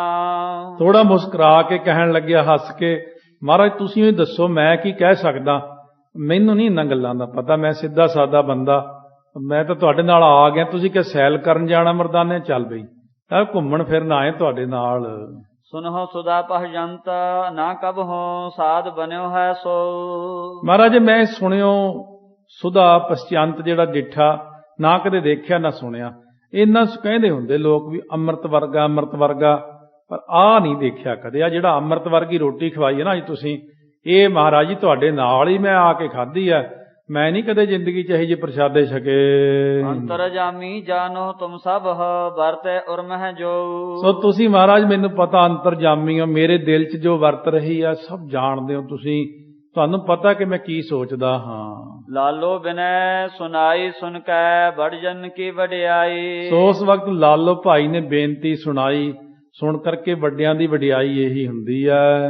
ਭਾਉ ਪੁਰਖ ਮੈਂ ਦੇਖਤ ਹਿਤ ਕਰ ਅਸਨ ਵਿਚਾਰ ਨ ਕਾਈ। ਉਹ ਜਿਹੜੇ ਵੱਡੇ ਹੁੰਦੇ ਨੇ, ਭਾਈ ਮਰਦਾਨਾ ਭਾਈ ਲਾਲੋ ਨੇ ਕਿਹਾ, ਜਿਹੜੇ ਵੱਡੇ ਹੁੰਦੇ ਆ ਨਾ ਉਹ ਬੰਦੇ ਦਾ ਦੇਖਦੇ ਪ੍ਰੇਮ, ਇਹ ਨਹੀਂ ਦੇਖਦੇ ਹੁੰਦੇ ਕਿ ਕੀ ਖਵਾ ਰਿਹਾ ਉਹ। ਗੁਰੂ ਨਾਨਕ ਸਾਹਿਬ ਨੇ ਤਾਂ ਮੇਰਾ ਪ੍ਰੇਮ ਦੇਖਿਆ, ਬਸ ਇਹ ਪ੍ਰੇਮ ਕਰਕੇ ਮੇਰਾ ਪ੍ਰਸ਼ਾਦਾ ਛਕੀ ਜਾ ਰਹੇ ਨੇ। ਦੋਹਰਾ ਭਾਜੀ ਲੀਨੀ ਵਿਦਰ ਕੀ ਦੁਰਜੋਧਨ ਤਜ ਰਾਜ। ਜਿਵੇਂ ਕ੍ਰਿਸ਼ਨ ਜੀ ਨੇ ਦੁਰਜੋਧਨ ਦਾ ਰਾਜ ਛੱਡ ਕੇ ਉਹਦੇ ਸਭ ਚੀਜ਼ਾਂ ਛੱਡਤੀਆਂ। ਉਹ ਕਹਿੰਦਾ ਮੈਂ ਬਦਾਮ ਵਾਲਾ ਦੁੱਧ ਬਣਾਇਆ, ਮੈਂ ਉਹ ਚਾਹ ਪਾਇਆ। ਉਹ ਕਹਿੰਦੇ ਨਹੀਂ ਉਹ ਅਸੀਂ ਉੱਧਰ ਚੱਲਦੇ ਹਾਂ। ਉਹ ਜਾਣ ਬੁੱਝ ਕੇ ਦੁਰਜੋਧਨ ਨੂੰ ਉੱਠ ਕੇ ਸੋ ਹਾਥੀਆਂ ਦੇ ਤਬੇਲੇ ਜੇ ਵੱਲ ਚਲਿਆ ਗਿਆ ਸੀ। ਉਹ ਰਾਜਿਆਂ ਦੀ ਇੱਕ ਨੀਤੀ ਹੁੰਦੀ ਆ ਵੀ ਕ੍ਰਿਸ਼ਨ ਜੀ ਪਹਿਲਾਂ ਆ ਕੇ ਬਹਿ ਜਾਣਗੇ, ਫਿਰ ਮੈਂ ਉੱਧਰੋਂ ਤਬੇਲੇ ਵੱਲੋਂ ਆਊਂਗਾ, ਫਿਰ ਕ੍ਰਿਸ਼ਨ ਜੀ ਮੈਨੂੰ ਦੇਖ ਕੇ ਖੜੇ ਹੋਣਗੇ। ਤਾਂ ਇਹਦੇ 'ਚ ਰਾਜੇ ਵਡਿਆਈ ਸਮਝਦੇ ਵੀ ਦੂਜਾ ਦੇਖ ਕੇ ਮੈਨੂੰ ਖੜਾ ਹੋਵੇ। ਤੇ ਕ੍ਰਿਸ਼ਨ ਜੀ ਤਾਂ ਹੁਣ 16 ਕਲਾ ਸੰਪੂਰਨ ਸੀਗੇ। ਕ੍ਰਿਸ਼ਨ ਜੀ ਨੇ ਦੇਖ ਲਿਆ ਵੀ ਇਹ ਚਲਾਕੀਆਂ ਜਿਹੀਆਂ ਕਰਦਾ ਮੇਰੇ ਨਾਲ। ਉਸ ਵਕਤ ਕ੍ਰਿਸ਼ਨ ਜੀ ਕਹਿੰਦੇ ਚੱਲ ਬਈ ਆਪਾਂ ਬਿਦਰ ਦੇ ਘਰੇ ਚੱਲਦੇ ਹਾਂ। ਉਹ ਗਰੀਬ ਮੋਹੇ ਭਾਵ ਹੈ, ਕਹਿੰਦੇ ਉਹ ਗਰੀਬ ਬੰਦਾ ਮੈਨੂੰ ਚੰਗਾ ਲੱਗਦਾ, ਇਹ ਤਾਂ ਬੜਾ ਹੰਕਾਰਿਆ ਹੋਇਆ ਆਕੜਿਆ ਹੋਇਆ। ਚਲੇ ਗਏ ਵਾਪਸ, ਜਾ ਕੇ ਬਿਦਰ ਦੇ ਘਰੇ ਬੈਠੇ। ਉਸ ਵਕਤ ਬਿਦਰ ਜੀ ਹੁਣਾਂ ਨੇ ਜੋ ਫਿਰ ਛਕਾਇਆ ਉਹਦੀ ਗੱਲ ਕਰਦੇ। ਭਾਜੀ ਲੀਨੀ ਭਾਵ ਸਾਗ ਹੀ ਛਕਾਇਆ ਸੀ ਉਹਨਾਂ ਨੇ। ਤੋ ਤਜ ਰਾਜ, ਦੁਰਜੋਧਨ ਦਾ ਰਾਜ ਛੱਡ ਕੇ ਇਸ ਤਰ੍ਹਾਂ ਉਹਨਾਂ ਨੇ ਕੀਤਾ। ਜਿਜਬਰ ਕੇ ਤੁੰਦਲ ਲੈ ਬਿਰਦ ਗਰੀਬ ਨਵਾਜ। ਸ਼ੁਰੂ ਤੋਂ ਲੈ ਕੇ ਗਰੀਬ ਨਵਾਜ ਹੀ ਬਿਰਦ ਹੈ ਪਰਮੇਸ਼ਰ ਦੇ ਪਿਆਰਿਆਂ ਦਾ, ਪਰਮੇਸ਼ਰ ਦਾ। ਤੋ ਇਸ ਵਕਤ ਜੋ ਦਿਜਬਰ ਬ੍ਰਾਹਮਣ ਸੀ ਉਹਦੇ ਸੋ ਚੌਲ ਸੀਗੇ, ਸੱਤੂ ਜੇ ਲੈ ਕੇ ਆਇਆ ਸੀ ਪਿੰਡੋਂ, ਕੱਪੜੇ 'ਚ ਬੰਨ੍ਹ ਕੇ ਗਰੀਬ ਜਿਹਾ ਮੈਲੀ ਜੀ ਧੋਤੀ ਸੁਦਾਮੇ ਦੀ। ਪਹਿਰੇਦਾਰਾਂ ਨੂੰ ਕਹਿੰਦਾ ਵੀ ਮੈਂ ਕ੍ਰਿਸ਼ਨ ਜੀ ਨੂੰ ਮਿਲਦਾ, ਬਚਪਨ ਦੇ ਮਿੱਤਰ ਹੈ। ਉਹ ਅੱਗੇ ਹੁਣ ਰਾਜੇ ਤਖਤ ਤੇ ਬੈਠੇ ਨੇ।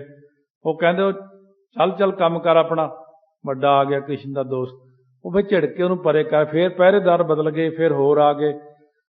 ਫਿਰ ਉਹਨਾਂ ਨੂੰ ਕਹਿੰਦਾ ਜੀ ਮੈਂ ਉੱਥੋਂ ਆਇਆ ਚੱਲ ਕੇ, ਮੈਂ ਕ੍ਰਿਸ਼ਨ ਜੀ ਦਾ ਦੋਸਤ ਹਾਂ ਬਚਪਨ ਦਾ। ਇੱਕ ਕਹਿੰਦਾ ਚੱਲ ਕਹਿ ਦੋ, ਤਾਂ ਕੀ ਹੁੰਦਾ, ਜਾ ਕੇ ਕਹਿ ਤਾ ਕ੍ਰਿਸ਼ਨ ਜੀ ਨੂੰ। ਕ੍ਰਿਸ਼ਨ ਜੀ ਸਿੰਘਾਸਣ ਤੇ ਬੈਠੇ ਸੀ। ਜਦੋਂ ਕ੍ਰਿਸ਼ਨ ਜੀ ਨੇ ਜਾ ਕੇ, ਪਹਿਰੇਦਾਰ ਨੇ ਕਿਹਾ ਮਹਾਰਾਜ ਜੀ ਕੋਈ ਸਦਾਮਾ ਕਰਕੇ ਆ, ਗਰੀਬ ਜਿਹਾ, ਪਾਟੇ ਜਿਹੇ ਕੱਪੜੇ, ਬ੍ਰਾਹਮਣ ਦੇ ਐਵੇਂ ਹੀ। ਉਹ ਕ੍ਰਿਸ਼ਨ ਜੀ ਨੇ ਜਿਉਂ ਸਿੰਘਾਸਣ ਛੱਡ ਸਿੰਘਾਸਣ ਹਰਜੀ ਆਏ, ਉਹ ਤਾਂ ਉੱਠ ਕੇ ਦੌੜ ਲਏ। ਉਹਨਾਂ ਦੇ ਮਨ ਵਿੱਚ ਕੋਈ ਊਚ ਨੀਚ ਨਹੀਂ ਸੀ। ਤਾਂ ਜਾ ਕੇ ਗਲਬੱਕੜੀ ਪਾ ਲਿਓ, ਕਿੱਥੇ ਸਦਾਮਿਆ ਰਿਹਾ ਤੂੰ, ਮੁੜ ਕੇ ਮਿਲਿਆ ਹੀ ਨਹੀਂ ਮੈਨੂੰ। ਫੜ ਕੇ ਅੰਦਰ ਖਿੱਚੀ ਤੁਰਿਆ ਆਉਂਦੇ, ਉਹ ਸ਼ਰਮਾਉਂਦਾ, ਮਹਾਰਾਜ ਮੇਰੇ ਪੈਰ ਮੈਲੇ, ਮੈਂ ਬਾਹਰੋਂ ਆਇਆ ਮਿੱਟੀ ਲੱਗੀ। ਉਹ ਕਹਿੰਦੇ ਤੁਰਿਆ ਬਸ ਤੂੰ, ਕੱਪੜੇ ਮੇਰੇ ਪਾਟੇ, ਕਹਿੰਦੇ ਤੁਰਿਆ। ਖਿਚਾ ਕੇ ਸਿੰਘਾਸਣ ਤੇ ਬਿਠਾ ਲਿਆ। ਕਹਿੰਦੇ ਉੱਥੋਂ ਲਿਆਓ ਬਈ ਤਸਲਾ ਜਿਹਾ ਲੈ ਕੇ ਆਓ। ਉਸ ਵਕਤ ਪ੍ਰਾਂਤ ਲਿਆਂਦੀ, ਤਸਲਾ ਲਿਆਂਦਾ, ਪਾਣੀ ਲਿਆਂਦਾ ਗਰਮ। ਕਹਿੰਦਾ ਮੇਰਾ ਮਿੱਤਰ ਹੈ, ਪਹਿਲਾਂ ਪੈਰ ਧੋਣੇ ਤੇਰੇ। ਪੈਰ ਧੋਤੇ ਸਾਰਿਆਂ ਸਾਹਮਣੇ, ਵਧੀਆ ਕੱਪੜੇ ਪਵਾਏ, ਪ੍ਰਸ਼ਾਦਾ ਛਕਾਇਆ। ਉਹ ਮੇਰੇ ਲਈ ਨਹੀਂ, ਭਰਜਾਈ ਨੇ ਕੁਛ ਭੇਜਿਆ। ਉਹ ਲਕੋਈ ਜਾਂਦੇ ਨੇ, ਹੁਣ ਸੱਤੂ ਕਿੱਥੇ, ਚੌਲ ਜੇ ਐਵੇਂ ਭੁੰਨੇ ਜੇ ਚੌਲ ਜੇ। ਕ੍ਰਿਸ਼ਨ ਜੀ ਕਹਿਣ ਲੱਗੇ ਆਹ ਕੀ ਖੋਹ ਲਿਆ। ਉਸ ਵਕਤ ਖੋਹ ਕੇ ਖਾਣ ਲੱਗੇ, ਬੜੇ ਸਵਾਦ। ਤੈਨੂੰ ਯਾਦ ਆ ਸਦਾਮਿਆ, ਆਪਾਂ ਬਚਪਨ 'ਚ ਇਕੱਠੇ ਖਾਂਦੇ ਹੁੰਦੇ ਸੀ ਜਦ ਗਊਆਂ ਚਾਰਦੇ ਹੁੰਦੇ ਸੀ। ਸਦਾਮੇ ਨੂੰ ਸ਼ਰਮ ਆਈ ਜਾਂਦੀ, ਫਿਰ ਅੰਦਰ ਲੈ ਗਏ, ਮਹਿਲਾਂ 'ਚ ਸਿੰਘਾਸਣ ਤੇ ਪਾਇਆ। ਕ੍ਰਿਸ਼ਨ ਜੀ ਸਾਰੀ ਰਾਤ ਹੀ ਸਦਾਮੇ ਨੂੰ ਘੁੱਟਦੇ ਰਹੇ। ਉਹ ਕਹੇ ਸੌਂ ਜੋ, ਨਹੀਂ ਸਦਾਮਿਆ ਬੜੀ ਦੇਰ ਬਾਅਦ ਤੂੰ ਮੇਰਾ ਮਿੱਤਰ ਹੈ। ਇਸ ਕਰਕੇ ਸਮਬਿਰਤੀ ਹੁੰਦੀ ਹੈ ਮਨ ਦੀ। ਤੇ ਗੁਰੂ ਨਾਨਕ ਦੇਵ ਜੀ ਮਹਾਰਾਜ ਸੱਚੇ ਪਾਤਸ਼ਾਹ ਕਹਿੰਦੇ ਸ਼ੁਰੂ ਤੋਂ ਲੈ ਕਰਕੇ ਅਵਤਾਰਾਂ ਵਿੱਚ ਵੀ ਇਹ ਲੱਛਣ ਹੁੰਦੇ ਨੇ, ਕਿਉਂਕਿ ਵਿਸ਼ਨੂੰ ਜੀ ਆਪ ਨੇ। ਵਿਸ਼ਨੂੰ ਦੇ ਵਿੱਚ ਜਿੰਨੇ ਗੁਣ ਨੇ ਮਹਾਰਾਜ ਸੱਚੇ ਪਾਤਸ਼ਾਹ ਨੇ ਭੱਟਾਂ ਦੇ ਸਵਈਏ ਜਿਵੇਂ ਲਿਖਿਆ ਨਾ, ਘਨ ਹਰ ਬੂੰਦ ਬਸੋਰ ਮਾਵਲ ਕੁਸੁਮ ਬਸੰਤ ਗਨੰਤ ਨਾ ਆਵੈ, ਰਸ ਸਸ ਕਿਰੁੰਦਰ ਸਾਗਰ ਕੋ ਗੰਗ ਤਰੰਗ ਅੰਤ ਕੋ ਪਾਵੈ, ਰੁਦਰ ਧਿਆਨ ਗਿਆਨ ਸਤਿਗੁਰ ਕੇ। ਇਹ ਥੋੜਾ ਰੁਦਰ ਧਿਆਨ ਸ਼ਿਵ ਜੀ ਦਾ ਧਿਆਨ ਤੇ ਗਿਆਨ ਸਤਿਗੁਰ ਕੇ, ਇੱਥੇ ਗਿਆਨ ਸਤਿਗੁਰ ਵਿਸ਼ਨੂੰ ਨੂੰ ਕਿਹਾ ਹੈ। ਰੁਦਰ ਧਿਆਨ ਗਿਆਨ ਸਤਿਗੁਰ ਕੇ ਕਬ ਜਨ ਭਲ ਨਾ ਜੋ ਗਾਵੈ। ਪਰ ਉਦੋਂ ਉੱਤੇ ਕੀ ਹੈ, ਭੱਲੇ ਅਮਰਦਾਸ ਗੁਣ ਤੇਰੀ ਉਪਮਾ ਤੋਹੇ ਬਨ ਆਵੈ। ਧੰਨ ਗੁਰੂ ਅਮਰਦਾਸ, ਤੇਰੇ ਗੁਣ ਤਾਂ ਕੋਈ ਕਥਨ ਨਹੀਂ ਕਰ ਸਕਦਾ। ਇਸ ਤਰ੍ਹਾਂ ਹੈ, ਪੁਰਾਣੇ ਤੋਂ ਪੁਰਾਣਾ ਲੈ ਕੇ ਇੱਕ ਗਰੀਬ ਨਵਾਜ ਦਾ ਬਿਰਦ ਹੈ। ਜਾਤ ਭੀਲਣੀ ਨੀਚ ਕੇ ਝੂਠੇ ਲੀਨੇ ਬੇਰ। ਭੀਲਣੀ ਜਾਤ ਦੀ ਨੀਚ ਇਸਤਰੀ ਸੀ। ਉਹ ਬ੍ਰਹਮ ਗਿਆਨੀ, ਪਰ ਕਿਸੇ ਨੂੰ ਪਤਾ ਹੀ ਨਹੀਂ ਸੀ। ਉਹ ਹਰੇਕ ਬੇਰ ਖਾਂਦੀ, ਤੇ ਜਿਹੜਾ ਖੱਟਾ ਹੁੰਦਾ ਉਹ ਨਾ ਦਿੰਦੀ ਰਾਮਚੰਦਰ ਜੀ ਨੂੰ, ਮਿੱਠਾ ਹੁੰਦਾ ਉਹ ਦੇ ਦਿੰਦੀ। ਉਹ ਵੀ ਖਾਈ ਜਾਂਦੇ, ਨਾਲ ਦੇ ਸਾਰੇ ਸ਼ੀਸ਼ੀ ਕਰਨ, ਦੁਰ ਕਰਨ। ਕਿਤੇ ਇਹ ਜਿਹੜੀ ਹੈਗੀ ਆ ਭੀਲਣੀ, ਕਿਤੇ ਨੀਚ, ਇਹ ਤਾਂ ਝੂਠਾ ਖਾਈ ਜਾਂਦੇ ਆ। ਹੁਣ ਕਿਸੇ ਨੂੰ ਪਤਾ ਨਾ ਸੀ ਕਿ ਉਹ ਬ੍ਰਹਮ ਗਿਆਨੀ ਹੈ। ਬ੍ਰਹਮ ਗਿਆਨੀ ਦਾ ਤਾਂ ਬਹੁਤ ਸਤਿਕਾਰ ਕਰਦੇ ਨੇ। ਉਸ ਵਕਤ ਉਹਦਾ ਇੰਨਾ ਸਤਿਕਾਰ ਕੀਤਾ। ਕੇਵਲ ਭਾਵ ਸੋ ਭਾਵ ਹੀ, ਗੁਣ ਅਵਗੁਣ ਨਹਿ ਹੇਰ। ਪਰਮੇਸ਼ਰ ਕੀ ਦੇਖਦੇ ਨੇ, ਬੰਦੇ ਦੀ ਭਾਵਨਾ, ਗੁਣ ਔਗਣ ਸਭ ਛੱਡ ਦਿੰਦੇ ਨੇ। ਇਸ ਕਰਕੇ ਇਹੀ ਚੀਜ਼ ਹੁੰਦੀ ਕਿ ਆਪਾਂ ਨੂੰ ਕਿਸੇ ਨੂੰ ਇੰਨੀ ਛੇਤੀ ਟੋਕਣਾ ਨਹੀਂ ਚਾਹੀਦਾ ਕਿਸੇ ਗੱਲ ਵਿੱਚ।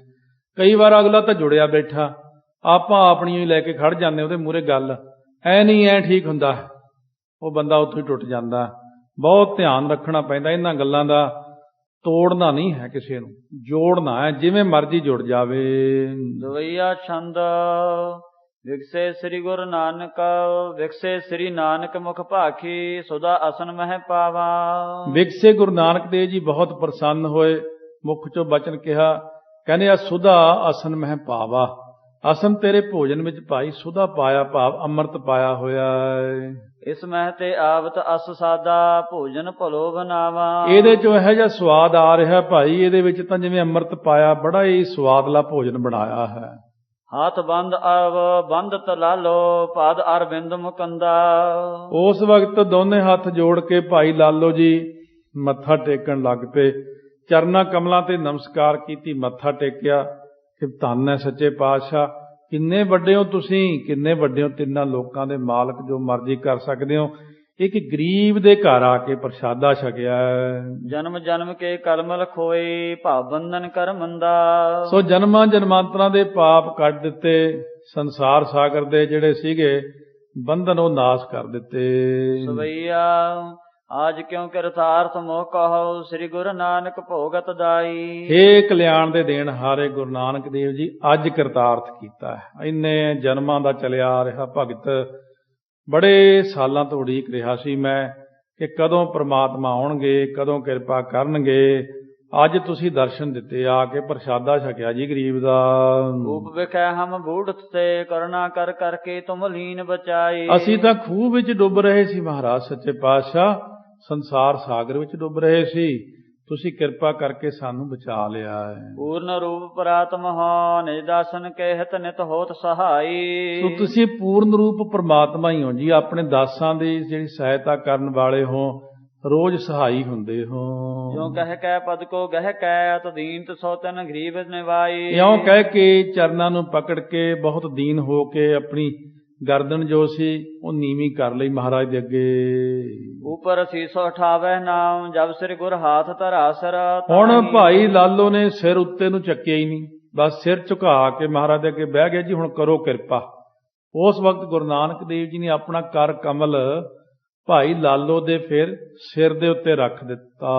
ਸੂਬਤ ਹਾਥ ਕਪਾਟ ਖੁੱਲੇ ਤਹ ਲੋਕਨ ਕੀ ਸੁਧ ਭੀ ਮਨ ਮਾਹੀ। ਮਹਾਰਾਜ ਦਾ ਕਰ ਕਮਲ ਛੋਹਦਿਆਂ ਸਾਰ ਹੀ ਕਪਾਟ ਖੁੱਲ ਗਏ, ਤਿੰਨਾਂ ਲੋਕਾਂ ਦੀ ਸੁੱਧ ਹੋ ਗਈ। ਪਰ ਉਹ ਪਿੱਛੇ ਕਮਾਈ ਬੜੇ ਜਨਮਾਂ ਦੀ ਖੜੀ ਹੈ। ਇਹ ਨਹੀਂ ਹੁੰਦਾ ਕਿ ਫਲਾਣੇ ਦੇ ਇੱਕਦਮ ਮਹਾਰਾਜ ਨੇ ਕਰ ਕਮਲ ਰੱਖਿਆ, ਨਹੀਂ, ਬੜੇ ਜਨਮਾਂ ਤੋਂ ਲੈ ਕੇ ਉਡੀਕ ਰਿਹਾ ਸੀ। ਪੰਕਜ ਪਾਨ ਮੁਕੰਦ ਕੇ ਲਾਗਤ ਭਾਜੋ ਆਨੰਦ ਨਾ ਜਾਹੇ ਪਰਾਹੀ। ਸੋ ਉਸ ਵਕਤ ਮਹਾਰਾਜ ਗੁਰੂ ਨਾਨਕ ਦੇਵ ਦੇ ਕਮਲਾਂ ਵਰਗੇ ਸੋਹਣੇ ਹੱਥ ਜਦੋਂ ਕਰ ਕਮਲ ਲੱਗੇ ਨਾ ਜਾ ਕਰਕੇ ਉਹਦੇ ਸਿਰ ਨੂੰ, ਕਹਿੰਦੇ ਜਿਹੜਾ ਫਿਰ ਉਹਨੂੰ ਆਨੰਦ ਆਇਆ ਮੁਕਤੀ ਦਾਤਾ ਦੇ, ਜਦੋਂ ਕਰ ਕਮਲ ਲੱਗੇ ਫਿਰ ਕਹਿੰਦੇ ਸਿਰਫ ਲਾਲੋ ਭਾਈ ਨੂੰ ਹੀ ਪਤਾ, ਜਿਹੜਾ ਆਨੰਦ ਆਇਆ ਨਾ ਉਹਨੂੰ ਉਸ ਵਕਤ, ਉਹ ਆਨੰਦ ਕਿਹਾ ਨਹੀਂ ਜਾ ਸਕਦਾ। ਪੂਰਨ ਸੋਮਿਲ ਪੂਰਨ ਭਾ ਪੂਰਨ ਆਤਮ ਹੀ ਦਰਸਾਈ। ਪੂਰਨ ਸਤਿਗੁਰਾਂ ਨਾਲ ਮਿਲ ਕੇ ਪੂਰਨ ਰੂਪ ਵਿੱਚ ਹੀ ਪ੍ਰਾਪਤੀ ਹੋ ਗਈ, ਬ੍ਰਹਮ ਗਿਆਨ ਹੋ ਗਿਆ, ਪੂਰਨ ਬ੍ਰਹਮ ਗਿਆਨ। ਇਸ ਤਰ੍ਹਾਂ ਸੰਸਾਰ ਸਾਗਰ ਦੇ ਵਿੱਚ ਪੂਰਨ ਆਤਮ ਹੀ ਦਰਸਾਈ।